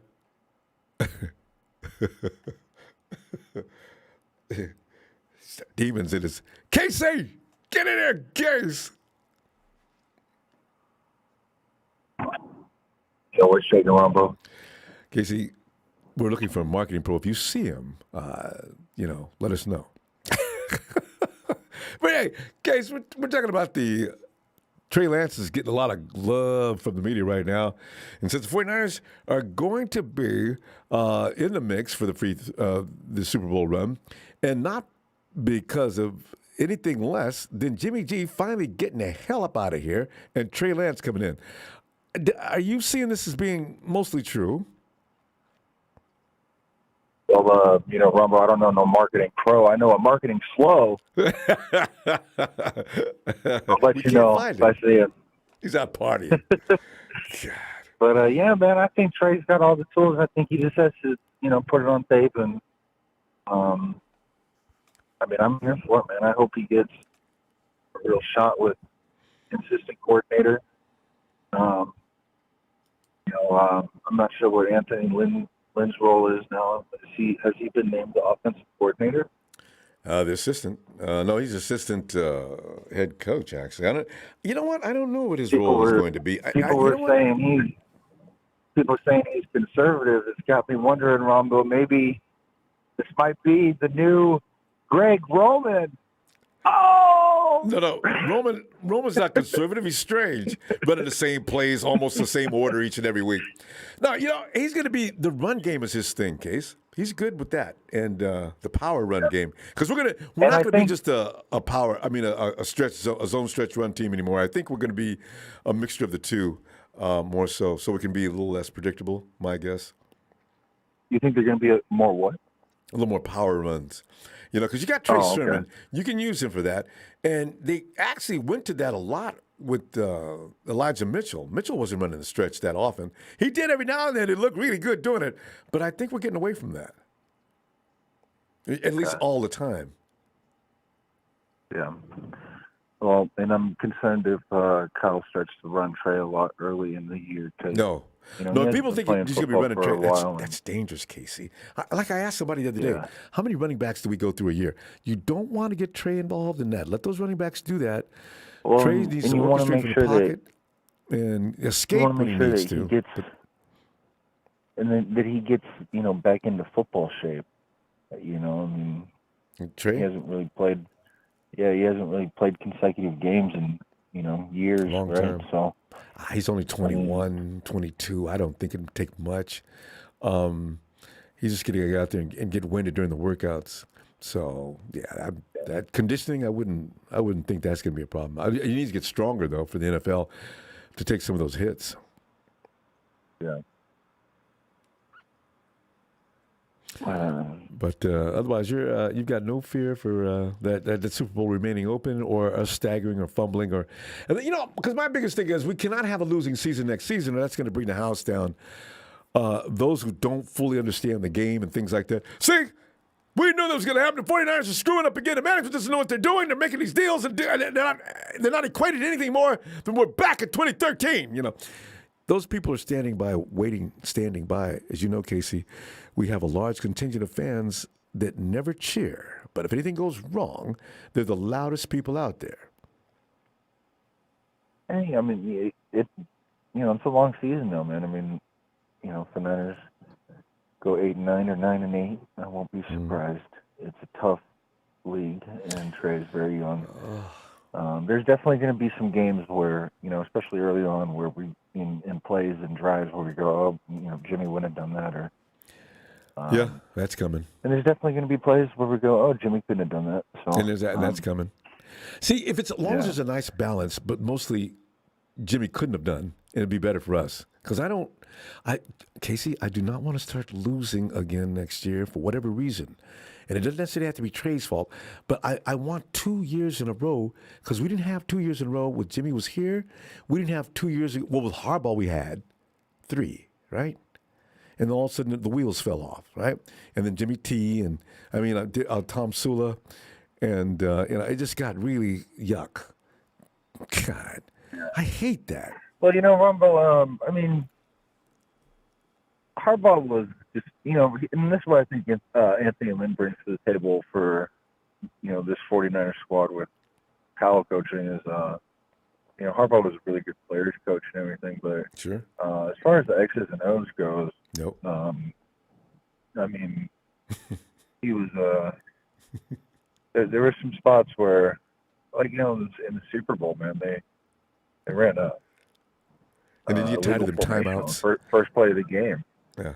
Yeah, so it's the whole process to win a football game. And I think Kyle and what you're alluding to is that's why you really have to appreciate Kyle Shanahan. You don't see timeouts and calling the quarterback over and talking for 15 minutes like him and Cap used to do. I said, Jim, I've been thinking, what do you guys work on during the week? Why are you having to re-explain and go over things to that detail and length? You screw momentum up. Just give the ball to Frank Gore if nothing else. Dang. Don't take me back to that period. I think Kyle got better in a lot of spots, and a lot of key spots this year. Yeah. And I just hope that he keeps the continuity that he had with D'Amico and his coaching staff. Yeah. It seemed like they were kind of just getting started. Well, anyway, that's true. We'll get it. Case, we got to go. I'm gonna see you on Friday. Hopefully, I always can't do without Case. Yeah, man, I gotta go and get my. I'm on the way to the store to get my grapes. I'm on the way to get my my over-the-counter grapes. Go ahead. That really cracked me up with Bill Ronbo. I know. He's like, I got my grape. You got grape? I got my grape soda. What? I know. I was confused. You can't get mad at man for liking grape soda. I'd rather have the grapes, but if he likes grape soda, you know. It's like my brothers used to like that red soda all the time. You ever get some frozen grapes, Ronbo? It's like ice cream, man. I know, right? Pick up the frozen grapes. Get me started on that. Put in a blender is great. Yes, indeed. We got to go, Case. I'll see you Friday. All right. Right on, Ronbo. Night, fam.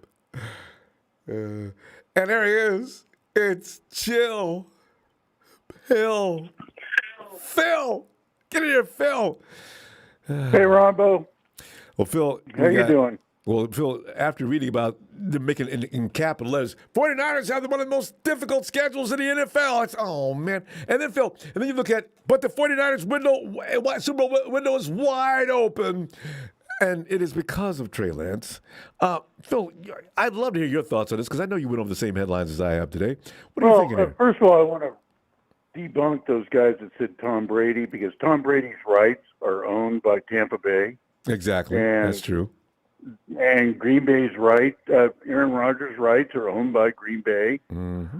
So we have no control over that. Yep. And we have no cap space to do that.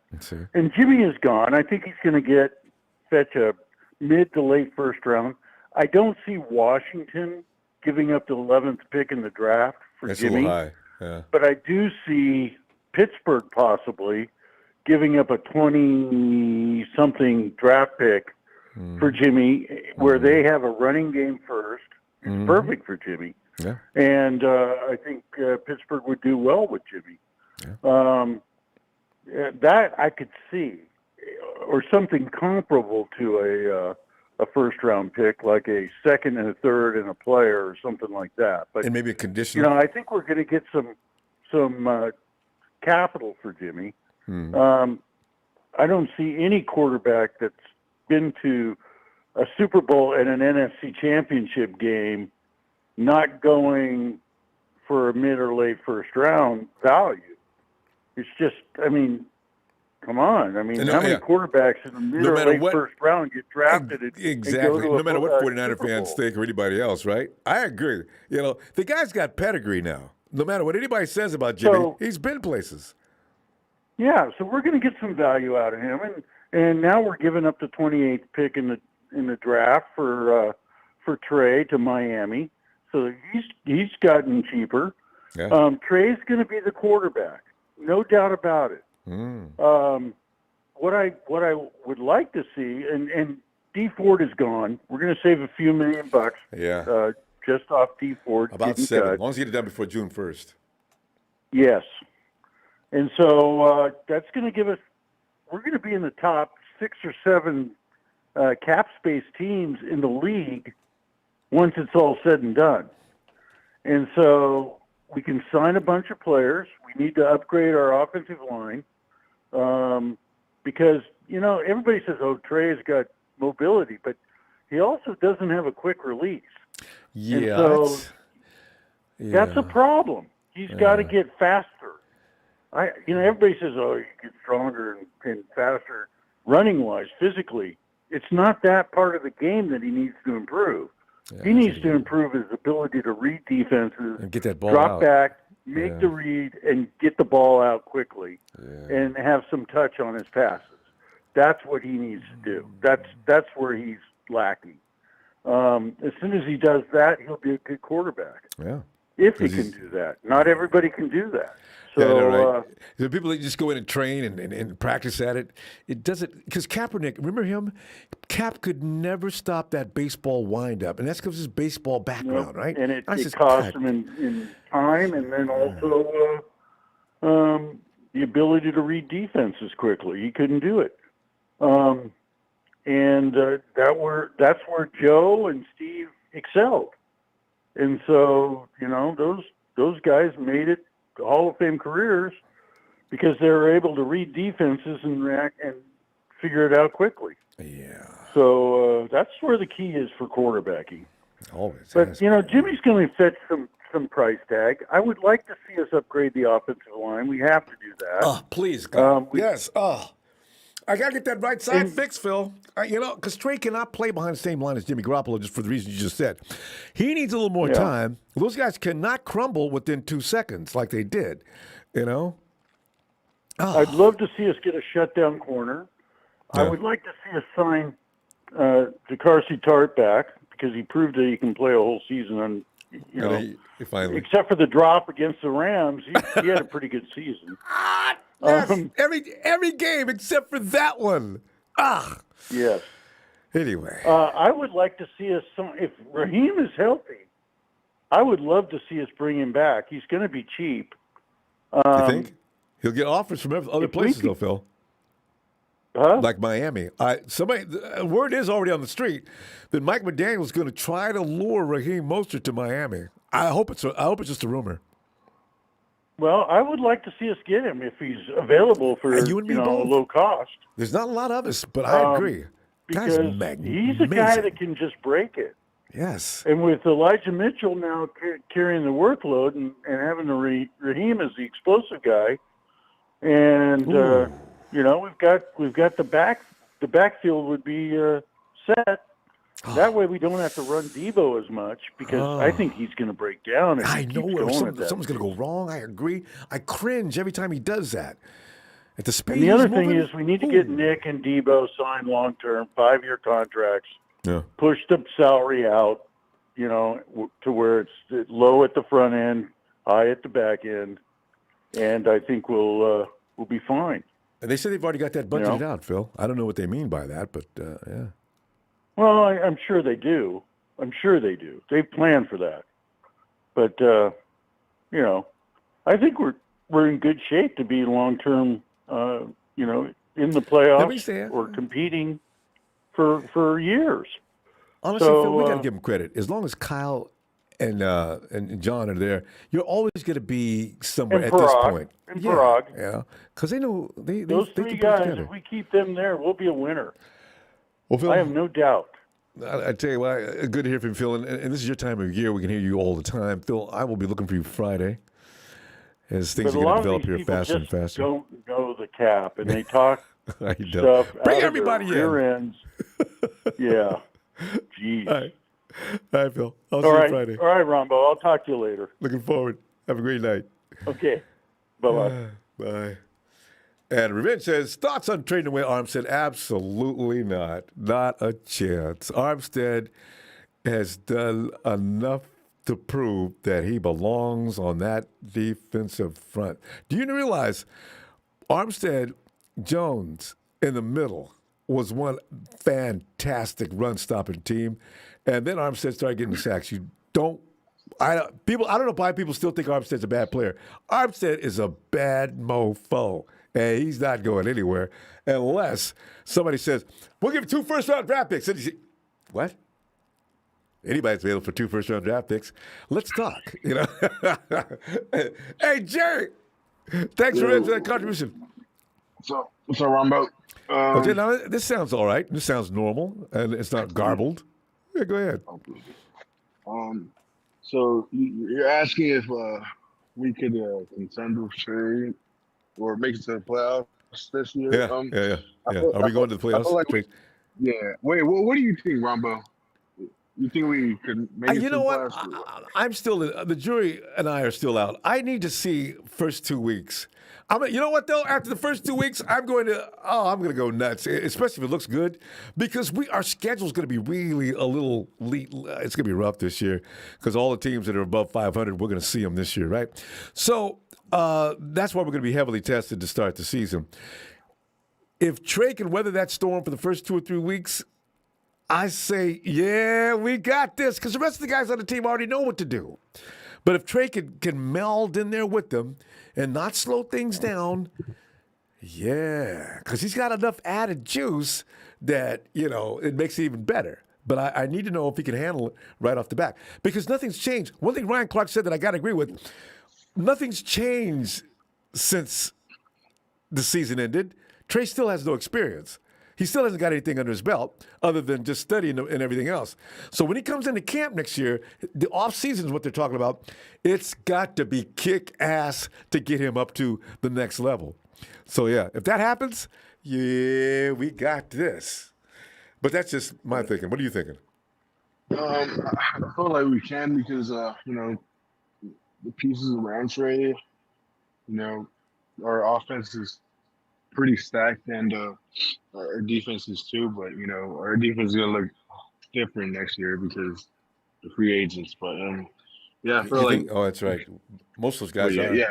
Most of those guys are on defense, now that you mention it. Yeah. Let's see. Yeah, I felt like we could have contend to the playoffs. I don't know about the Super Bowl. I don't know about that. The playoffs, most definitely. But what's it called? And about Aaron Rodgers and Tom Brady, we're not in a trade. We're not going to get those guys. It's like Phil said. They're not free agents. Yeah.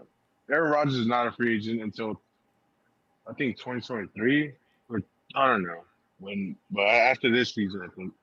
And he makes like $30-something million or something, or 40. I don't know how much. But Dude, Tom or Aaron? Aaron, he doesn't get a pay cut. His salary's gotten way up there recently. I don't know why people think the 49ers are going to shell out 30. Some people say he'll take a pay cut. No, he won't. Why would he? Yeah. He's not going to take a pay cut. I don't know why we think people just love to play for us so much. Listen, guys, forget about pay. I just want to be a 49er. It's not going to happen. In your most fabulous fantasy world, Because agents aren't going to go for it. They get paid when the player gets paid. Oh, yeah, that's true. And we need to fix our offensive line, to protect Trey because, he does hold the ball long, to be honest with you, but he's going to learn how to, give her the ball quickly, because, he just needs them reps and that's it, Ronbo, to get better and stuff. Yeah, hopefully.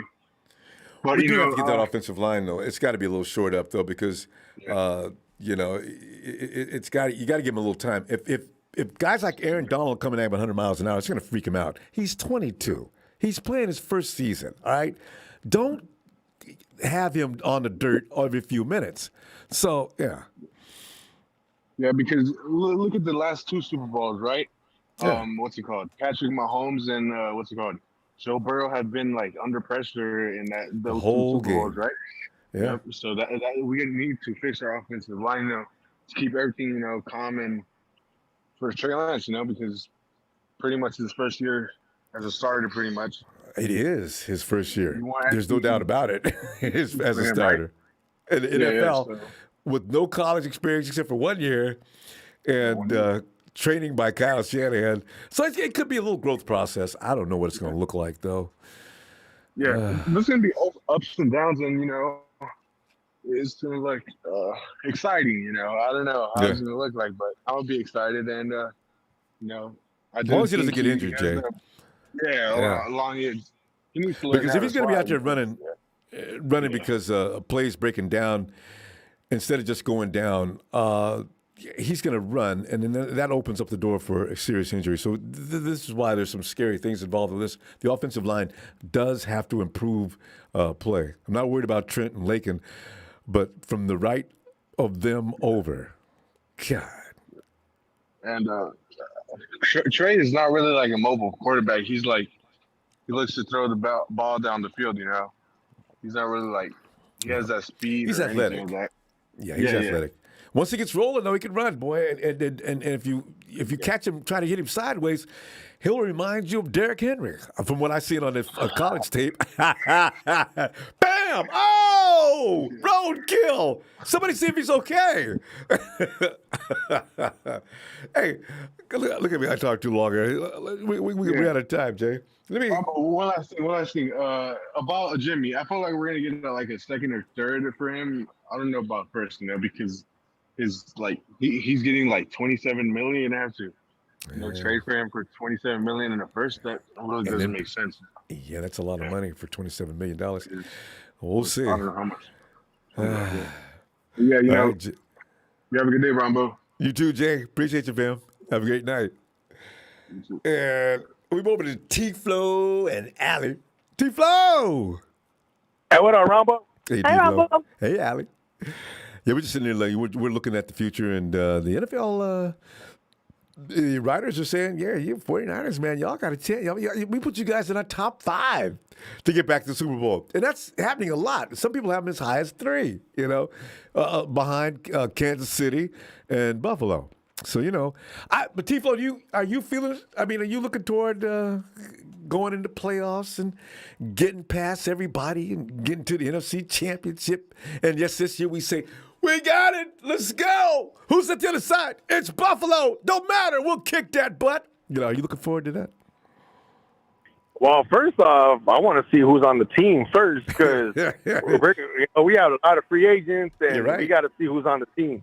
But if we're going by what we had this year, I will be like, most definitely, because Trey opens up the running game with the passing game. Because with Jimmy G, they were stacking 8, 9 in the box. And for some reason, I have no idea why Kyle Shanahan never even used that as part of, hey, if they stack 9, they stack 8, this is what we're going to do. But instead, he would still try to run with 8 because 8 beats 5 all the time, 6 all the time. So, and you see Kyle Shanahan, he'll still run the ball.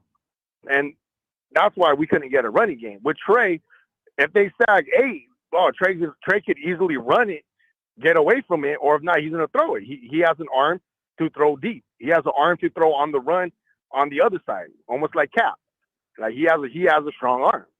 So that's probably why the writers probably see it, because now the defenses, they can't really put 8 on the box. If they put 8 on the box, they're going to get burned deep. And Trey got an arm to do that. So that's where I see what's going on.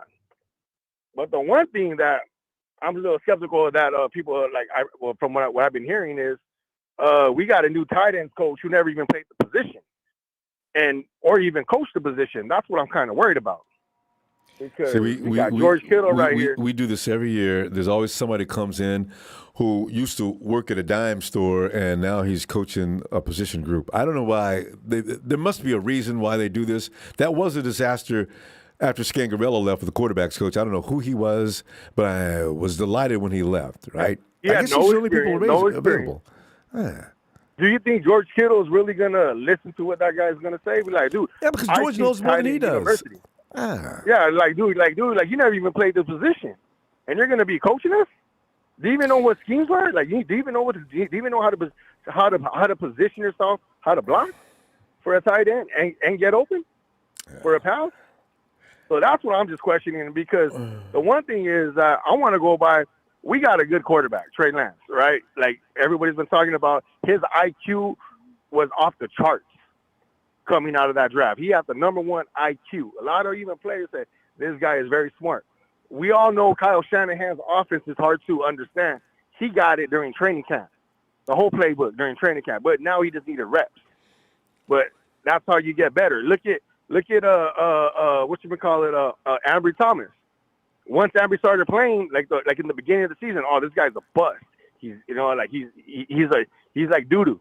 Then after that, towards the end of the season, everybody got hurt. Ambry Thomas was okay. Then he got better and better, and that's called reps.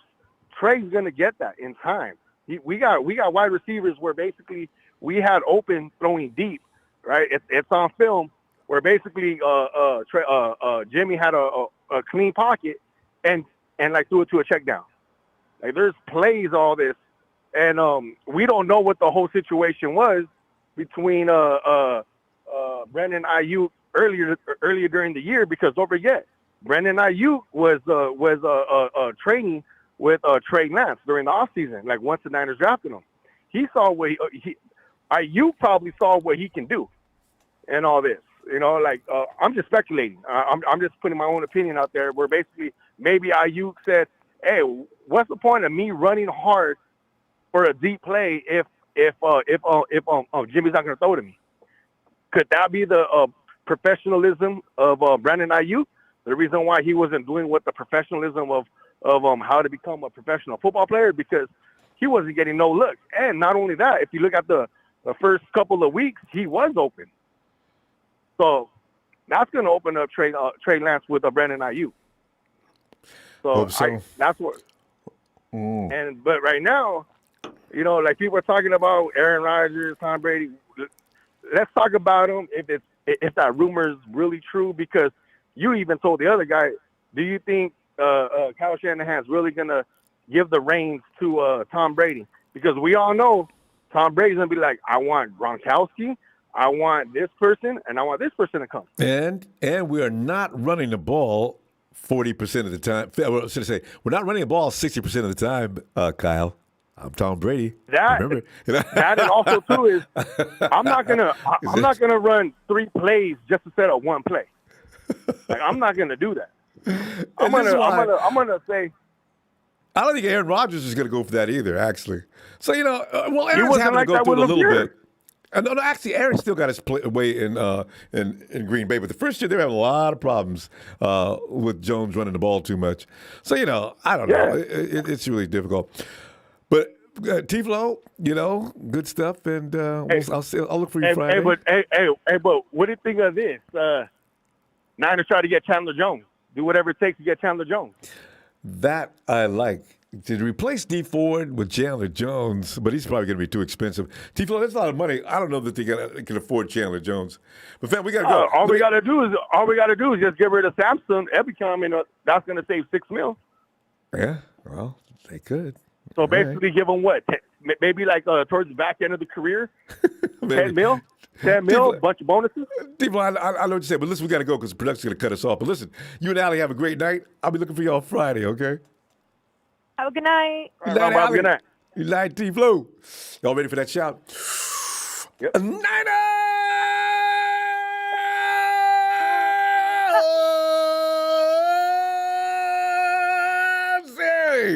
Y'all have a great night. Good night, Ronbo. Night. Hey, Don. Yeah, what's happening, Ronbo? What's going on? Don, man, we're just looking at the some of the writers around the league are talking, saying good things about us, making it to the Super Bowl again. We're one of the top 3 or 5 teams, and they say the reason we're going to excel, one writer says, is because he got rid of Jimmy. I what I get a kick out of though, we got to Super Bowl almost 2 times with Jimmy, so. Sometimes I always wonder, why does Jimmy have to be stepped on all the time? The guy brought nothing but joy when he was with us. I know, yeah, we missed a few games, but we still got to the promised land close both times. One time we did get in. So, to say this now, I think is uncalled for. But I like the fact that they like Trey Lance, and what they see in him. And Cal, according to, I forgot who that was today, but says, what's that guy's name? The short, stocky guy, the bald head. Anyway, he was Jay talking Glazer? Jay Glazer says, the 49ers are ecstatic about Trey Lance. Okay, good. That's good to hear. Because I don't know, Glazer usually doesn't make these things up. He's not one of those guys that's really hardcore and do just throwing things out there, right? So, maybe he's looking a little better than even I thought. Now, that Texas game, he looks better. Of course, he's still a rookie. He's got some things to work on, but he still looked better than he did the first time against the Cardinals, of which I didn't think he looked like much at all. So that was a big jump from that Cardinals game to the Texans game. So if he makes more strides from what he's learned in this offseason, we'll be okay, I think. But anyway, what is your spin? Are we going to the Super Bowl, or are we going to the playoffs? Well, obviously, I got to hold back on Super Bowl talk because, I want to know who will be on the team at the time because, last time I checked, it takes a team to win, not just one person. That's right. To be honest. That's right. I mean, it's like you said, the media is going to go start all this talk again with every other team, of course, with us, because we believe we have a better chance now because of Trey Lance, who can run and can possibly release faster than Jimmy G, but I'm not too sure of that. No, that's the only knock on him. He can't. Well, you know what? Jimmy G is one of the most elite releasers in the league. I mean, there's not many. You got him, Aaron Rodgers, Brady, Stafford's pretty fast. there's a group of guys that are pretty fast, but Trey's got to get it. He's got to get a little release a little faster. His release is not fast right now, but he can throw it hard. Yeah. No, there's no question about him throwing it hard because like you said, our schedule is going to have some of the over 500 teams. Yeah, because when those defenses are going to come after him, not to say that maybe he can try and rush it out, but if he has no room because our offensive line needs to be it's getting crushed. Big time. Yes. And then they're going to talk about is scary too. They got to protect better than that. Yeah. Mm-hmm. So I know, and it's going to be tricky this year because obviously our cap is not as good unless Jimmy G goes and we somehow get rid of Dee Ford. And well, Jimmy's leaving. That leaves up 24. Dee Ford is another issue. The 49ers are going to make a decision. There is somebody to be saved there. If they would, I don't know why they. We'll see. They got until June 1st. Yeah, and also I think there's other trades we can possibly make. I don't know what those can be because the last person that just talked to you talked about Chandler Jones, which he'll be expensive, but obviously he talks about there's some other players on the team that we can possibly move. Not only save money but to afford more players than we could. God, I'd love to have Chandler Jones. There's just no way. That's an elite rusher. Mm-hmm. There's no way you're going to get him for a low price. None. Yeah, I would figure, he might be too expensive for us regardless. No doubt. And you haven't even paid Nick yet? Can you imagine? Nope. You got like Nick's gonna be around the 20 mil and up area, right? Jones he's got to demand the same thing. You got 40 mil on your edges? Ooh, that's a hard cap hit. So that's hard, yeah. Yeah, that's not. Yeah, and I understand that it was the new coach we got for tight end, obviously didn't play the position before and everything. And what? Okay, but think about that for a minute, Don. Why did they hire him? Was there absolutely nobody left that they could bring in? Anybody else? Why would you bring somebody in that our tight ends can't even respect? I do not get that move. Oh. Yeah, that is very questionable to me what they did right there. The only thing we can do now is see how it goes. If it gets pretty ugly and George Kittle and what other tight ends we have don't do good, not to say George Kittle will do anything. Well, George will be fine. But we're not drafting any tight ends. Maybe because they know we're not drafting any tight ends this year. And he'll just be like the, chaperone or something of that particular room.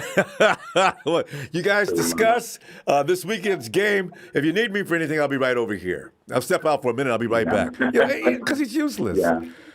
God. Yeah, that's pretty much what that guy will pretty much do. Because I think George Kittle knows what he can do in the tight end position, and he can talk to the other tight ends that are they hold the clinic every year, Don. The tight end camp, right? George is just about the president between him and what's his name over in Kansas City. Mm-hmm. So. Yeah, you mean Kelsey? Yeah. And there's a few other tight ends around the league, but it's been pretty much George and Travis's camp. So. Mm-hmm. Yeah.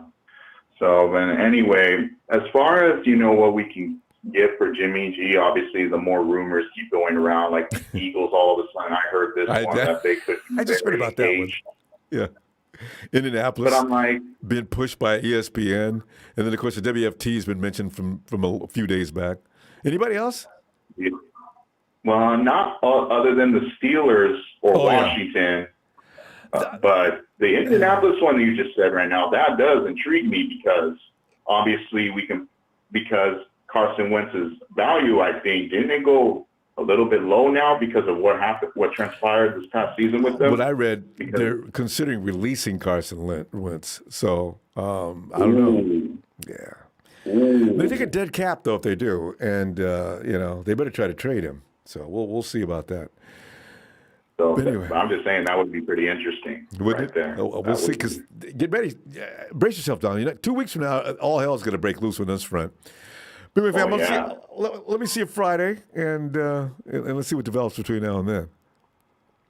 Yeah, I'll see you. Yeah, I'll see you Friday. All right, looking forward to it, Don. Night, fam. All right, shout out to you. Shout out to the faithful. Make sure you like and subscribe to this channel, and have a good night. Thanks, Don. Night, fam. Mm-hmm. Good night. Hey, Jason.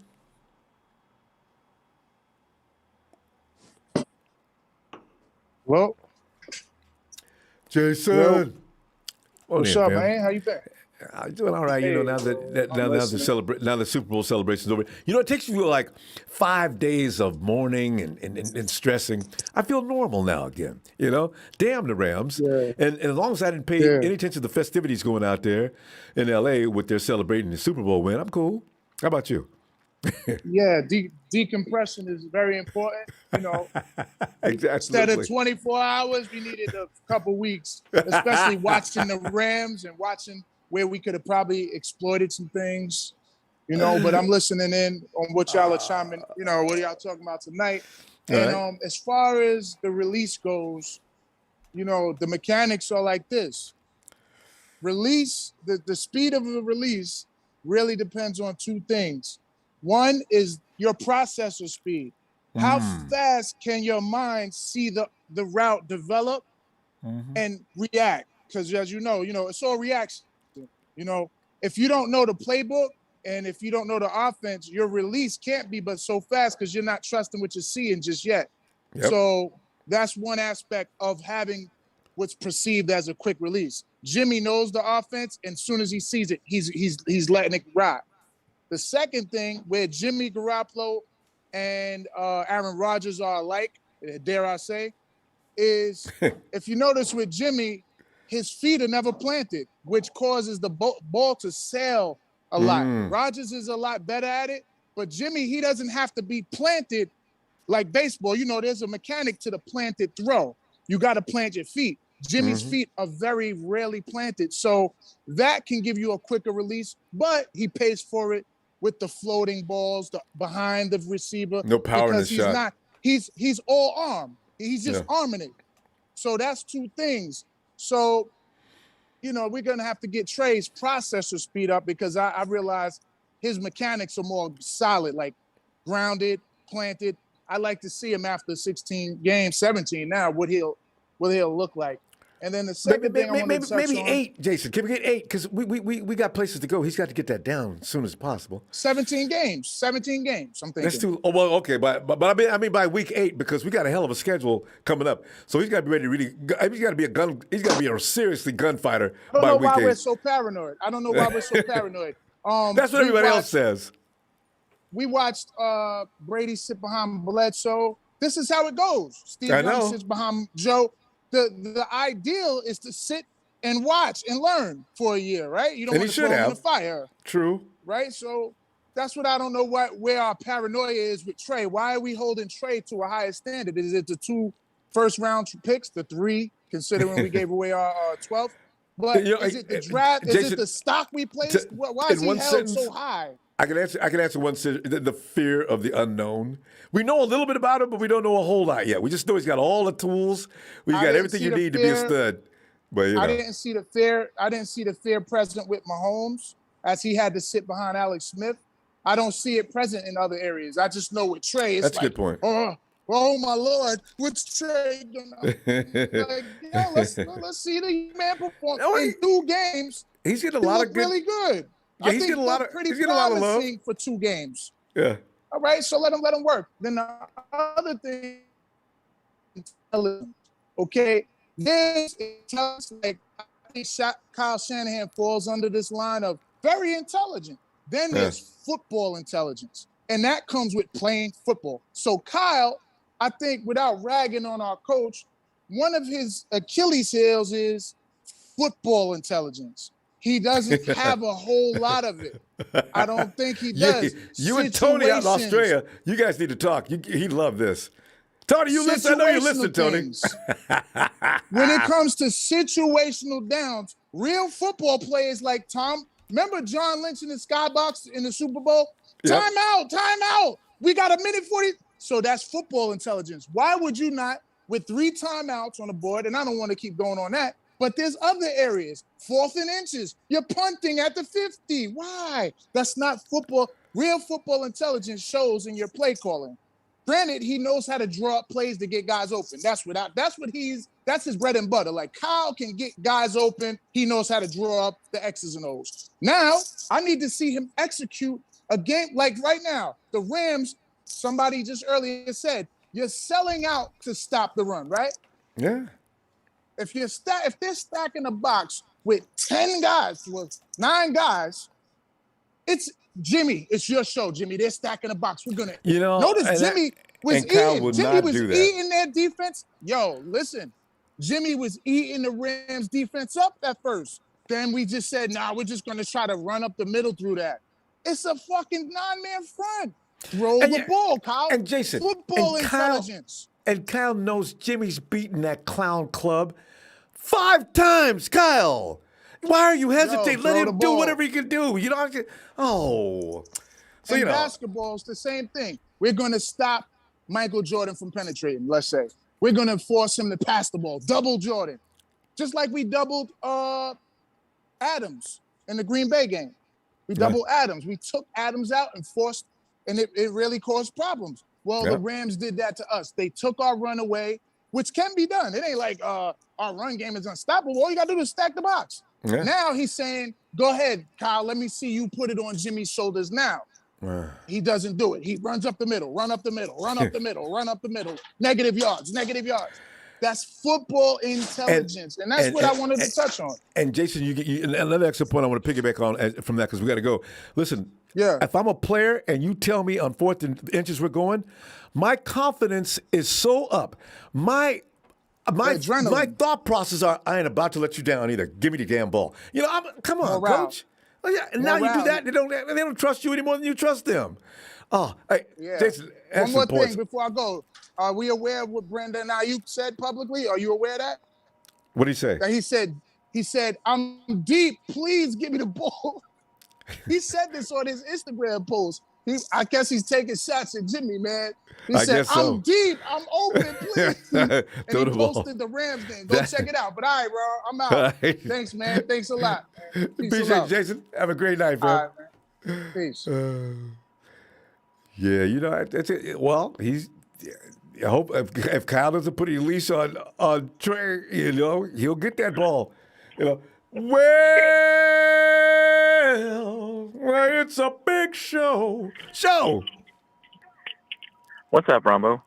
So, man, we just sit back here looking forward to next year and how well we're going to do. Your opinion on this show, I can't wait for this. Is this the same media that convinced us that we were getting Mac Jones?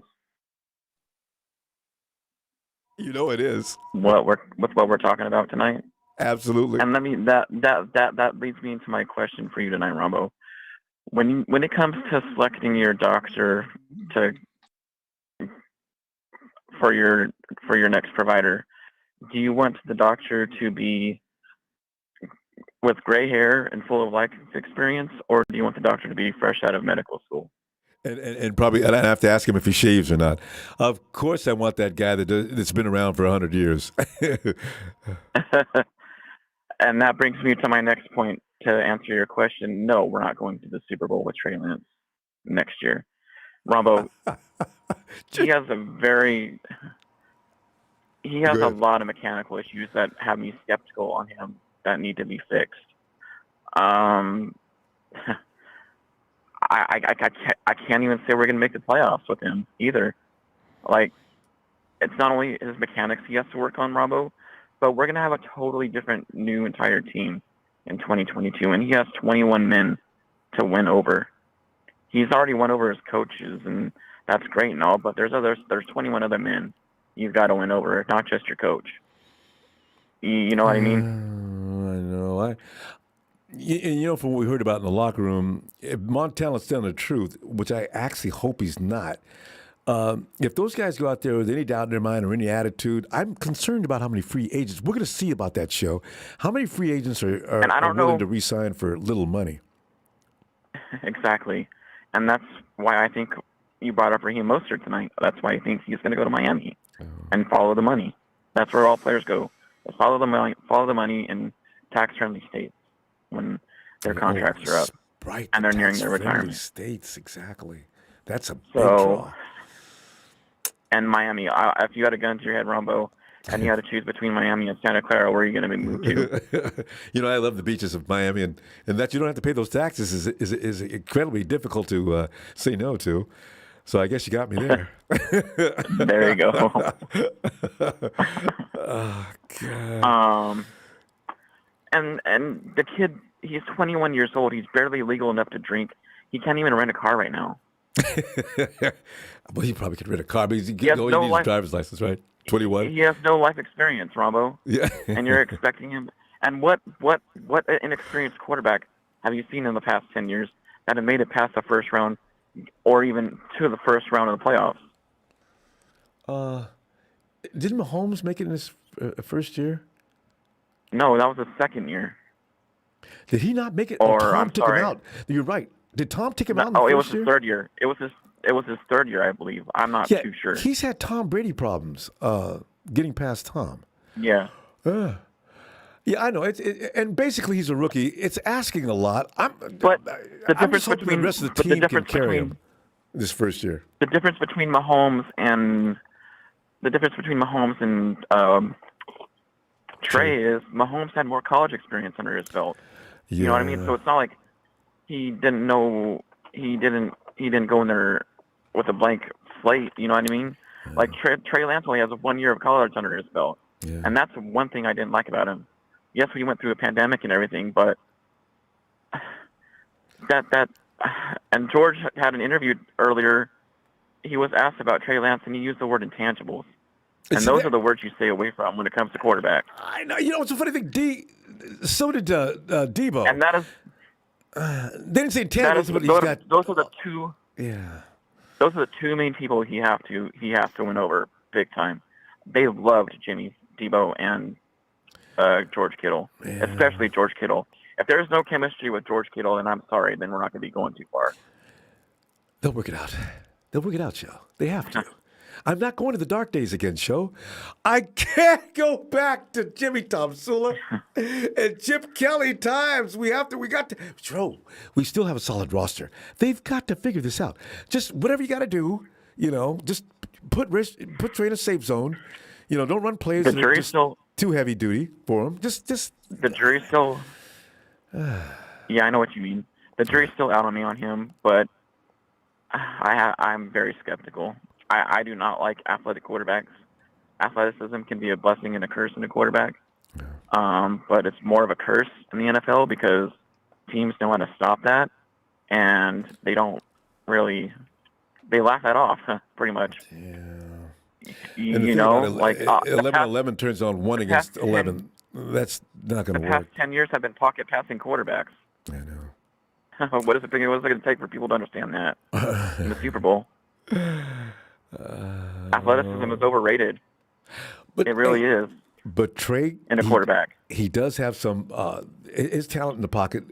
I think they say he does look to throw first, and some of the things we saw on his college tape don't justify that. And I hear people brought up football IQ. I don't give a damn about football IQ, Ronbo. Brett Favre didn't know what a nickel defense was. He's in the Hall of Fame. He got picked off. Terry Bradshaw wasn't the brightest tool in the shed either, and he had 4 Super Bowls under his belt. Show, okay. You're talking about country dudes named Bubba and Bubba Jr. You can't pick on those kind of guys. I mean, come on. You know what I mean? No, I know what you mean. But we're the 20s.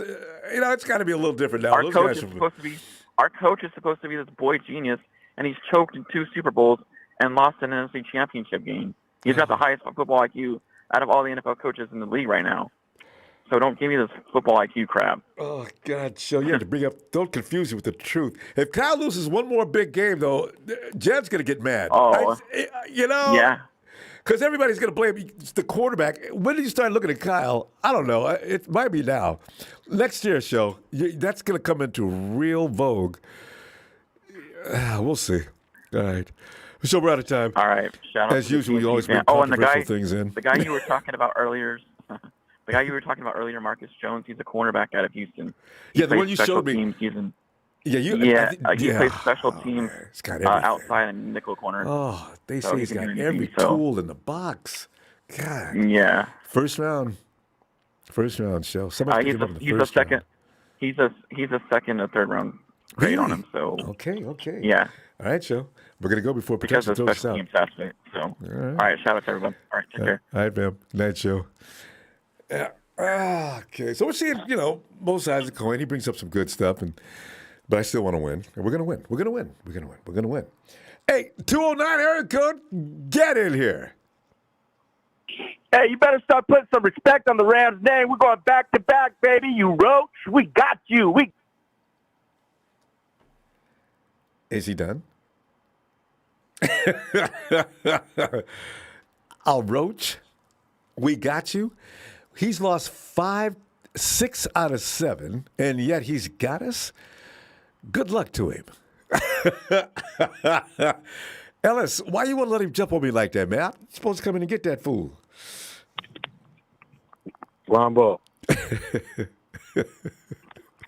Yes. Was it that? You know what? You talking about from a few days ago? No, just now. Boy attacked me, and he came in with the roach talk again. Yeah, he hit me up again and talk about he own us and stuff like that. Listen, 209, would you next time hang out a bit? I guess you called in because you want some feedback. We can give you some feedback. Prank calling, prank calling like you in middle school. You got to be grown men stay on the phone. Junior high school kids talk shit and hang up. Let's argue. Exactly. Nuts still ain't dropped yet. Anyway, we get it. Yeah. Yeah, and I don't like that term. I was going to jump on him last time. I don't know what he's insinuating with the roach talk. I don't like it. I was going to go into another direction with that. I was going to jump on him in a whole nother way, but he'll be back. He's got nerve, I guess. It's right. The excitement of being a Rams fan right now make you do some pretty low level things. So clearly the class is at an all time low over there, even in the midst of post Super Bowl championship. You know what I mean? Which quite few people attended. Quite odd. Yeah. You should have your nose up. Yeah. Go ahead. Yeah. No, give me some line. Our situation for the clock run out on the Ellis. The talking heads around the league who are usually always harsh, they like Trey, and they think we're going to be in the top 5 contenders for the SB. Are you feeling that? Yeah. Yeah, I mean, I'm glad that they have something positive to say about what Trey can potentially be, and what they've seen already. Mm-hmm. There's a lot of things that he's fresh. He's got 15 games less than all of the rookie quarterbacks in his class, outside of Sam Ehlinger and Kellen Mond. I think those are the only 2 that didn't play that came in that got drafted last year. But everybody else, who does Mond play for? Davis. I thought that the Vikings drafted him. Yeah, it is. You're right. I believe he's somewhere. I was trying to say I saw him once. Yeah, Kellen Mond, Vikings. Yeah, and he's looking quite doo-doo from what I heard at least. But anyway, everybody else, Davis Mills, Trevor Lawrence, Justin Fields, and Zach Wilson, they all played a full season. You know what I mean? So some of them look terrible. They 100%. And so that's what it looks like when you're a rookie, coming in, and you don't come in just doing everything right off the bat. I mean, it doesn't happen. I don't know anybody if anyone's ever seen a quarterback come straight out the draft and come in and just straight balling and never have a down season or never have a down set of games or whatnot. So my expectations are that Trey's going to come in better than what he was when he came in and played last year, the 2 games. He's already done that, and too. That he did. He showed improvement in the Texans game already. the second half, he looked like he just gets better, and that's good. That means ascension is a part of, is in his nature already. It's getting better as games progress, as he gets more, time. So I'm thankful. I just want to see, the deck is going to be stacked against him nonetheless because he has to prove it. And, people are going to be harsh, even still, even though critics, they're going to be rough. It's going to be there. So he's got to make sure that his mental is, he can be able to develop a shield to be able to deflect that kind of stuff. He's seen what Jimmy went through, good or bad, and, all quarterbacks at the end of the day. Well, some guys get a little more than others. They're like, oh, he gave up all these picks.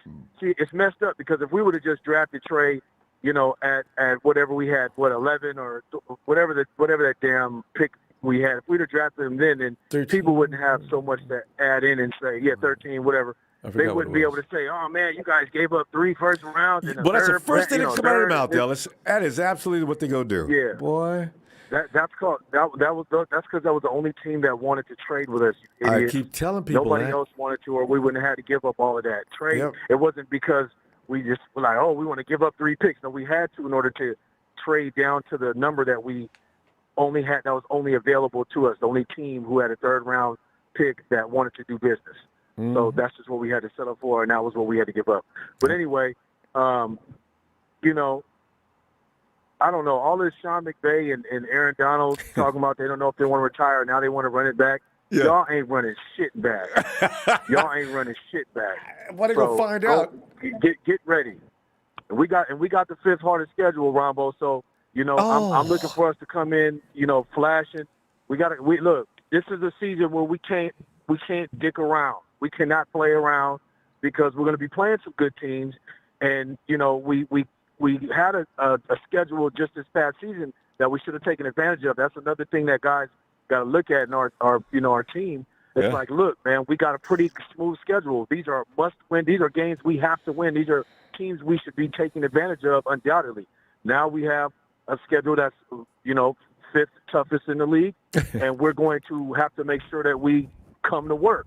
You know what I mean? More than not, or we're going to find ourselves in a, you know what I mean? But and Ellis, a lot of it has to do with our division too. So it would figure that it would be tough, no matter what else. 6 games in your division, and then who else? That's the thing. But they're going to be over 500 teams for the most part too, though. So. Yeah, it would be real nice to have Chandler Jones, man. But he's out of our tax bracket. We would be a deadly team if we got Chandler Jones on our San Francisco 49ers. I'll tell you that right now. You can't have Nick and Chandler on the same team. No. Yeah, what else we got? Yeah, and that tight ends coach guy. Yeah, I know we got to go. That tight ends coach guy, who was ever the quality control guy. If you think about it, Ronbo, there's a lot of people that never played football before that are coaches, that are quality control people, that are position coaches for positions that they've never even played, never even played football. So that shit happens all the time. I mean, hopefully it was a decision made executively, and that he's good for the job. And George is for whatever reasons, right? Tight end that's anyway. what I'm thinking. Yeah, he's already seasoned anyway. He's not a new booty. So if the guy's not doing his job, George knows what the hell he needs to do because he had Embry all those years. He's a seasoned vet at this point, and Ross and all the other guys can just work off of each other. If for some reason this guy doesn't know what the hell he's doing, I just doubt that that's the case. But again, it ain't drafting no tight end this year. I had a quarterback coach who never played football in his life and just talked about Joe Montana my junior year when I started varsity, and he had bad breath. And he just used to talk about Joe Montana all the time. You haven't forgotten him yet. I used to be pretty, disgusted with even having to converse with this gentleman. But anyway, that's neither here nor there. Make sure y'all hit the like and subscribe. And, man, shout out to the Niner faithful, man. I love y'all. And, and bask in it right now, Lambs, because, like I said, y'all got the Ray Lewis and Ravens treatment. It's not gonna happen again. You're one and done, and say your prayers now. Yeah. Peace and love, brother Ronbo. Right, Shout out to you, man, as always. Shout out to Jason earlier, man. That the brother from back east, man. He was making some really good points earlier. He always does. Stuff too, man. Shout out to everybody, man. Peace and love, y'all. All right, fam. Give him the best of the squad. Night, Alice. Always, family. Thank you. Peace. And in fact, here's Tony. Hey, Tony. Ronbo. Tony, you notice I thought about you when Jason was getting to go on to Kyle's good football sense or lack thereof. I was listening to him. I said, Tony would love this. So I says, you concur, don't you, Tony? Oh, God. Yeah, well, I'm not the only one that thinks like that. No, You got the fish sandwich man. We do this every. Forgot his name. Sorry, Frank. We do this every year. Yeah, for the last Frank. 2 or 3 years, Kyle. Why didn't you do this? And Kyle will indignantly be asked these questions in his press conferences. And Tony, he gives you a little bit of an attitude with an answer. No, if I had it to do it all over again, I'd do the same thing. And he'd line up all the reasons why he did it. Well, and then I feel like, well, Jesus Christ, man. I feel, okay. That's what worries me, Ronbo, because what does that tell you? He doesn't like to be told. Yeah. No, he's not willing to listen You know sometimes. what I mean? So Yeah. if his quarterback's got some sort of input which is relevant, Yeah. maybe he's one of those people that thinks by him listening to a younger person or whatever the case may be, is belittling him. You know what I mean? Maybe that's Probably. Who knows how his mind works? But for the most part, he's good. He just shits himself when it counts. One You know what I flaw. mean? I know. In the fourth quarter, when you got to, put the pedal to the metal, that's when he backs off. I can't figure it out. I don't know why, but I missed the intro. So what are you guys talking about today? Yeah, we're talking about the there's writers around the league that are already endorsing Trey Lance as being a really good thing for this team, and that we should, in spite of his presence in there as a youngster, we should be looking forward to going to the Super Bowl, where within the top 5 as far as that goes. And one writer got really excited and says, well, the 49ers, they probably are better off now without Jimmy Garoppolo and having Trey Lance to take over. And I said, I took what he said. I just went over some of the things he said. Poor Garoppolo, man. If he goes to his next team and does a good job, I wonder what those writers are going to say then. Well, it wasn't like that when he was in San Francisco, so maybe it was Kyle Shanahan. Yeah, because they got to give themselves an out. You got to save face when you say the wrong thing, So that's all right. They'll figure it out. But look, as far as Trey goes, nobody knows anything. All right, to put it bluntly, we've seen him play a couple of snaps here and there. We haven't seen him play half a season, a whole season. So nobody knows. The other thing that we don't have on our side, because we play Good Samaritan club, right? That's how we lost Buckner. Yeah. Right. While all these other pricks go and cheat the system and keep all their players. I know, right? It's time. We every team, we talked about it before. You've got the salary cap. The salary cap has been mathematically designed to give you a Super Bowl window for a certain amount of time, to the point where you can't keep all your players. Good point. You have to get rid of them, right? Yeah. So the only way around that is the draft, obviously, but you pick, Except for the Rams. defensive, offensive linemen. You keep them on the squad for a year, get them to learn the system, so that when these older, more experienced guys leave, you can just slot them straight in. Mm-hmm. That's the only way that I could see getting around it. But as far as Trey goes, I mean, people used to hang shit on Jimmy G about only throwing over the middle and not throwing over the sideline, over the outside the numbers. But to throw over the middle, you've got to have a quick release, because your man's gonna be there in a flash. Mm-hmm. All right, Tony, that's Kyle's MO. He doesn't want the offensive line stress. He wants to get the ball in the playmaker's hands as quick as possible. All this throwing outside the numbers and deep downfield, that's not what Shanahan wants you to do. And people just don't get that. They think it's Jimmy's handicap. If Jimmy was if Kyle says, Jimmy, I want you to go down the field, hell, he'd do it. But that's not what he's asked to do. So I always laugh. Do you understand what Kyle's trying to do and what he insists upon doing? No, they don't.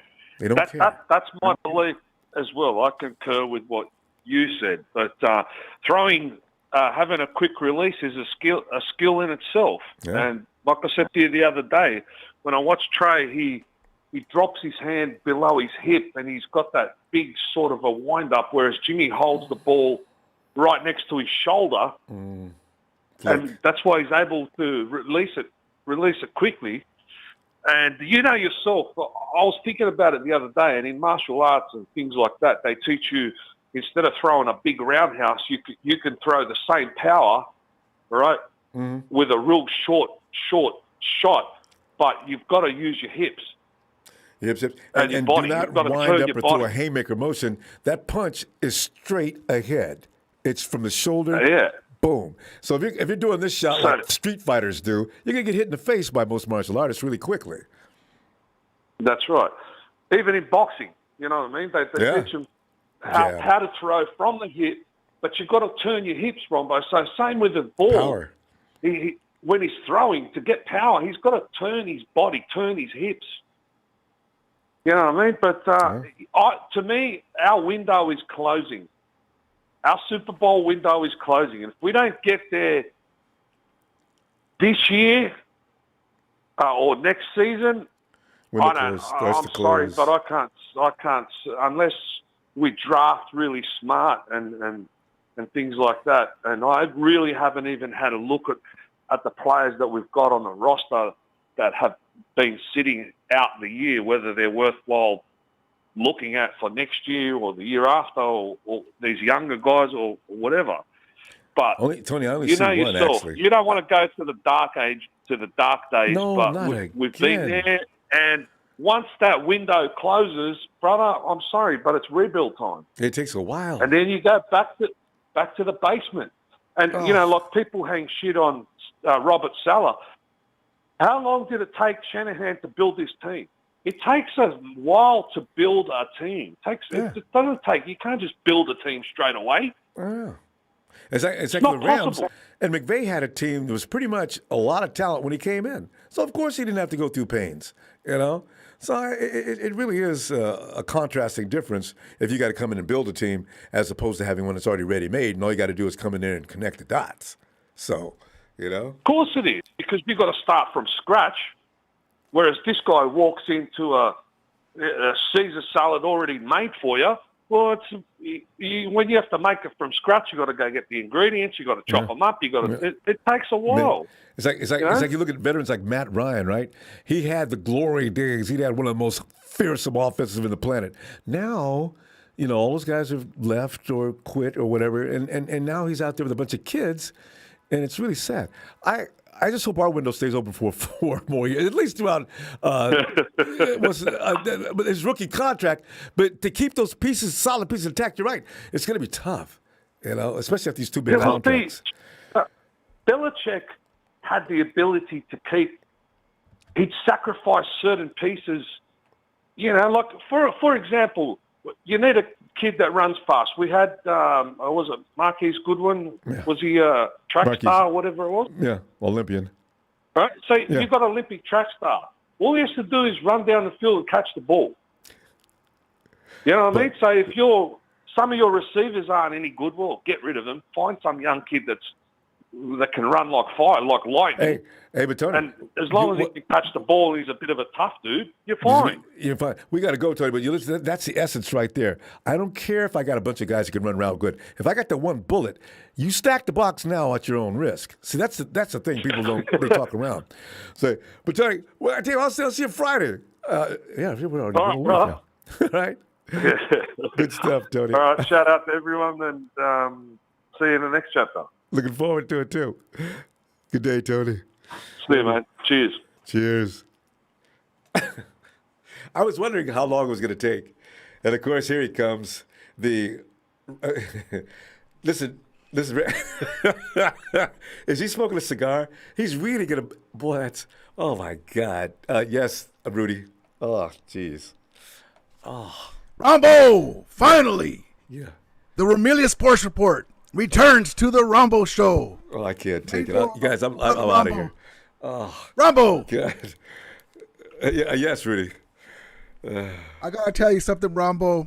I'm not here to rub it in. I told you I had invited you to the parade. I told you it was going to happen. Nobody believed me. My brother Tony, the Falcon fan. Hold on, this is for you. Oh, all right. I had to do that because he comes in here and talks how Jalen Ramsey's not this and the Rams are going to lose that and blah, blah, blah, blah. And his team was watching my team win the Super Bowl. So I just had to get brother Tony. I love Tony. He's a great football dude, but he was talking a lot of smack on my Rams, so he deserved that one. But Ronbo, keep your head up, Ronbo. You know, it was a hell of a game, the championship game. The Niners have a lot to be proud of. I credit them on showing us how to get down and dirty in the trenches, and look at, we won the Super Bowl. We basically had Cooper Kupp as the only weapon available with OBJ out. Van Jefferson wasn't making any plays. You had Schronek, the guy who dropped the easy touchdown in the end zone against the 49ers in the championship game off his hands. He drops it and by the way, intercepted. hey, Rudy, I just want to make one thing. I just want to make one comparison, though. We also, George Kittle, you can negate both. George Kittle also missed a touchdown, okay? So we're even up there, okay? Yeah. Well, I mean, it's in the big game, Jakarski Tart, a lot of people are getting on him. You have to make the plays in the big game, and it's pressure. So, Jalen Ramsey dropped 2 easy picks in that game. It's pressure, and, could have easily went either way. If you guys would have got us, you guys probably wouldn't win the Super Bowl against the Bengals. You guys probably would have got that, too, with that defense. But I'm not here to rub it in, Ronbo. Props to you, my brother. I appreciate it. That I'm sorry the Ram brother comes in here and says that stuff to you. That's not cool. Yeah, it's okay to it's okay to come in. It's okay to give your team props. Really. I'm sorry, man. No, you and Marketing Pro and Josh, you guys are cool, but that comedian that calls in here, he won't stay either. He comes in and says a few words in books. Yeah, well, Rumble. There's some fans. They get a little overwhelmed with what happened, and you're a classy dude, Ronbo. We know that we both hate each other's teams, and it is what it is, and but we respect the Niners. Like I said, the Niners, I credit them to helping us win this Super Bowl because they shot us to take the sunglasses off, leave the sunblock at home. And get down and dirty, because that's the only way that you can beat you guys, and it was tough because that defense and Debo's a beast. That pass rush is no joke. So, keep your head up, Ronbo. We're going to be fighting again next year. Trey, I think you guys are going to bring in a veteran quarterback. What's up? What's up? Who's that? That's your buddy Tony. This is Atlanta. Hey, Tony. How are you, sir? Tony, how you doing, brother? I had to get in on you, man. I had to get in on you. I want to congratulate you on a nice victory, but we have a difference of opinion. Jalen Ramsey is straight trash. He was getting smoked like a pack of fools. There you go. There you go. There you go, Tony. Seriously, man. Tony, let me tell you this. He's a terrible teammate, man. He gets beat and he yells at his teammate. Listen. He's passionate. He's passionate. Rudy. No, the thing is, though, do you actually condone or approve of that? I mean, Ramsey pointing fingers and slapping people on cameras on him. He's slapping rap. I mean, I don't condone that against a teammate, especially if you have a problem. Look at Michael Jordan. He even socked what's his face in the eye. Who bailed out Michael Jordan a couple times with outside shots? Steve Kerr. He beat him up in practice, so that's a little better than I don't condone that either. Michael Jordan popped Kerr in the eye. That. Oh yeah, that happens. But if you're the best corner in the league and you get beat, why are you turning yelling at Taylor Rapp? Well, Taylor Rapp, I can tell you what, as a Ram fan, I don't like Taylor Rapp. How come? Taylor, he's an average DB at best. He's costed us. I don't condone that. I was kind of worried when he came back from the concussion because, to me, admit we it. played You'd like better to slap without him him yourself. Yes, I would, but I don't condone it. If you're gonna get in his face, I don't mind getting his face, but you can't do that in the camera, you know. But Jalen Ramsey is one of the best cornerbacks in the league. You know, he got toasted a couple times, but he's only human. He's good. I don't like the way he's a good corner. I'm not denying. Yeah, well, that's what I'm saying, great. Tony. You got to give the man props. I'm not saying he's better than Dion or anything, but come on, look, all the corners in the league right now. I mean, look at Super Cup. I mean, who can stop Super Cup? Come on. Whoa. Did you change his name to Super Cup? Oh yeah, that's what we call him around. We call him Super Cup. And Tony, we gotta go. Super Cup. But congratulations. And thank you, Ronbo. I want to add this though too, Ronbo. You gotta, as a Laker brother, you know. And again, I'm not coming in here bragging. You know, I'm just saying. You know, I thought they were going to win. And they did win. Okay, I'll accept that. Okay, go ahead.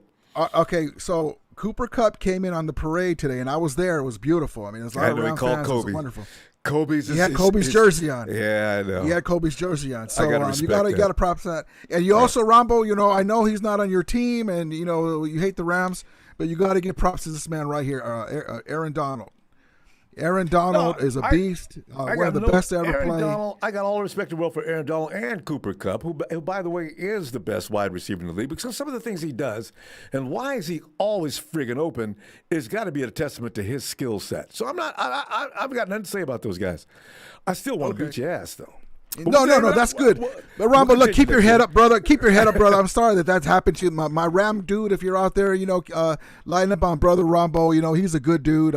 It's okay to come in and even talk smack against each other, but keep it classy. You know, we don't want that. You know, my brother Ronbo's a cool dude, and he's my Laker brother. My Niner Garnal, we call him. Rambo's the best. And appreciate it. Yes, he is, Tony. And props to you, Tony, my brother. I had to get in on you a little bit, but God bless you, my brother. And stop it. So take care, man. hey, and also, all right, guys. Congratulations to you, but for future reference, y'all are in salary cap hell, so y'all going down. Real quick, Ronbo, please. We might be able to run this back because the cap is going to extend. Gurley, listen, that same laugh that Tony had, he was laughing earlier in the year when I told him he was going to win the Super Bowl. Listen, we have all of our guys back. OBJ is going to come back at a good deal. We're going to bring Von Miller back. Even if we don't, we have a good pass rush. The cap extends. We have 8 draft picks starting in the 3rd round next year. We're going to go offensive line. We have Cooks, Gurley, and Goff's money's coming off of the books. Life is beautiful. Matthew Stafford in year 2 with Robert Woods and OBJ. Oh, goodness. Goodness. Rudy. But thank you, Ronbo. I love you, brother. You're my Niner dude. And thank you for letting me come in. All right, Rudy. Enjoy yourself. All right, brother. Enjoy it. Thank you. Goodbye, Rudy. All right. Oh, God. Our time is coming, though, fam. I need to find out how to call him, so when that time comes, I can do that. Hey, Tony, come on in, man. Let's hear from you, too.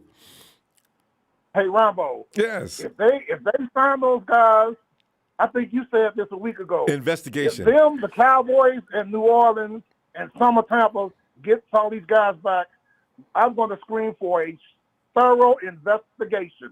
I mean, I want records, and I want untouched computers. I want it to be able to go through and comb through them. You know, because there's something really mathematically that does not add up with all that. You know, and when the rest of the guys getting paid $250 an hour, come on, man, you can't afford all that. Especially Dallas, though, because I put on record about all those players that's over $20 million. You know, we added up right here, right? We had 5 players already. That's $200 million. So when are the rest of the guys getting paid? Yeah. So, Ronbo, I heard one of your callers, I think it was you talking to the caller, Trey Lance's first NFL pass was a touchdown. Yeah. But that's a good sign. You know what? You know who else's first NFL pass was a touchdown? Matt Ryan's. There you go. Mm-hmm. You know, Trey Lance has got a lot of. He's got like everybody's saying, the intangibles are there. Now, no matter what you say about Kyle, what everybody says about Kyle, he's had some good experiences with quarterbacks down through the years. Even though people say he's not a good teacher, but I don't know if he's not a good teacher, as much as he is a play caller that takes his foot off the pedal every now and then when he should go ahead and accelerate. He can become cautious sometimes when it's time to go for it. That lack of use of Debo in the Super Bowl, will never understand that. The Chiefs could not do anything with Debo, but he went away from him. Yeah, too late it's now. just like Devontae Freeman had 81 yards at halftime, and he only ended 71 yards at halftime, and he only ended up with 83 yards the rest of the game. That's Kyle Shanahan. Yeah, not running the ball. Kyle gets bored, I guess, with what he's doing. I think I'll switch it up here. Let me go this other direction. Kyle has this fear that people are sitting there watching what he's doing. They've got it figured out. So he wants to change direction on him before they can actually put their finger on the pulse of what he's trying to do. But Kyle, nobody thinks like you. You can continue to do whatever you do. They're not going to be able to keep up with you. He gets out-coached every now and then because it's not the other coach. It's him. He out-coaches himself. Bad situation of football in the crucial moments. Yeah. 4th and inches. Kyle. 4th and inches, just do the sneak. You don't even got to get cute about it. Like the Rams did. But Ronbo, I didn't want to press the issue with Rudy because I didn't want, he's a good guy. But I started to throw in about the slap in the face about Merlin Olsen. But I said, no, that's going to open up a can of worms. We'll say that for another day. Because Aaron Donald is a great player, but Merlin Olsen was a great player for 13 years, every year. Deacon Jones was unblockable. I don't care what anybody says, and I'm with Stephen A. Smith. LT, anybody that hasn't watched football over 20 years thinks Aaron Donald is the greatest of all time. They've not seen everything there is to see. There's some guys out there that can keep up with Aaron Donald. And they can not only terrorize the quarterback, they can stop the run. Aaron is not famous for stopping the run. Well, these youngsters nowadays, Ronbo, they're not going to give credit where credit is due. They don't care about what happened with the past. I saw this one podcast show with Ryan Clark. It's called A Pivot with Ryan Clark and Fred Taylor, and I forgot the other guy's name on there. But anyway, he had Charles Haley on there. And Charles Haley talked about how they were talking about this person the greatest, that person the greatest, and how, he went up against some of the best. He said one time Jackie Slater hit him. He said he saw Jesus going to the ground. Well, that's a hit. yeah. Jackie Slater's one of the all-time great right tackles. And we had one of the greatest defensive ends, Dean. Anyway, he wasn't always great for anything more than taking a quarterback down. But if you're going to talk about greatest guys of all time, and I understand Aaron Donald is versatile, he can go up and down the line and things like that, but let's not do it. He's good, he's solid, but like also I hate to echo Stephen A. because I listen to when he talks about Aaron Donald because I enjoy that. The competition he's dealing with nowadays compared to what people like LT and other players dealt with earlier, it's nothing. Aaron Donald stands out because there's no other player exactly that good as he is at what he does, right? But they had many players. LT had all kind of people to compete with.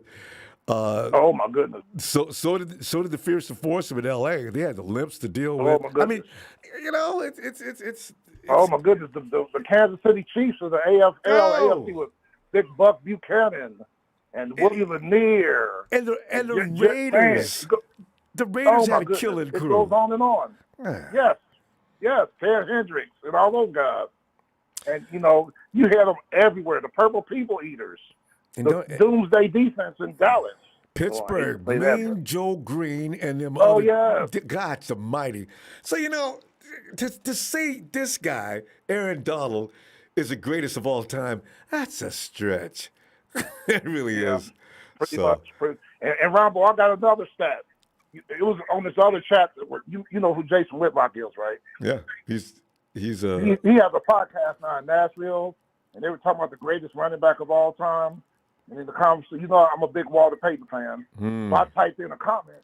They were talking about this guy, that guy, and Derrick Henry. I said, well, y'all can say that all y'all want.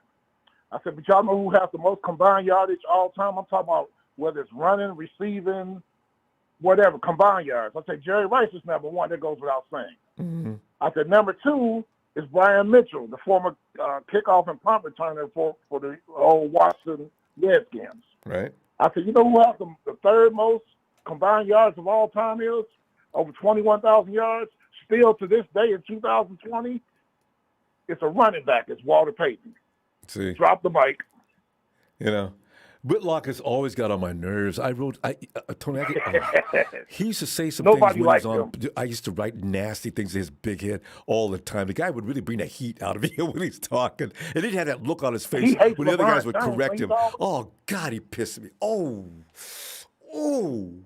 Anyway, I'm glad he's off. He's got a podcast now. Anyway. Yeah, what's it called? I forgot what it's called. Anyway, I'm not gonna watch Jason. I don't feel like getting mad again. Anyway, Tony, always fun to talk to you. I loved you coming in and getting it, Rudy. That was perfect timing. You see, Ronbo, I kept it. I didn't want to. I'm not. You didn't get vicious and nasty. Yeah, you were fine. I loved it. He's a good guy. Man, no, he is. And his podcast is called Fearless. Okay, that's Whitlock. All right. Yeah, and down through the years, Rudy's become really fun. I don't have any problem. When he first came, he used to come at us sideways. And then after that, he went to smell it out and became a good guy. So he's okay. Anyway. Yes, he is. All right. I'll see you Friday. I'll be back Friday, sir. Looking forward to it. Getting time to start getting these players for the draft. I've been looking at a lot of players the last 3 days. It's going to be an interesting draft this year. Free agency is going to be special, and if you guys want Calvin Ridley, give us a second-round pick and he's yours. There you go. Tony's making deals. Tony, have a great night. Take care, sir. You too. You too. Okay. I'm a roll. And guys, thanks for those contributions. I shall see you Friday, and we'll see what's cooking in Santa Clara. Have a great night.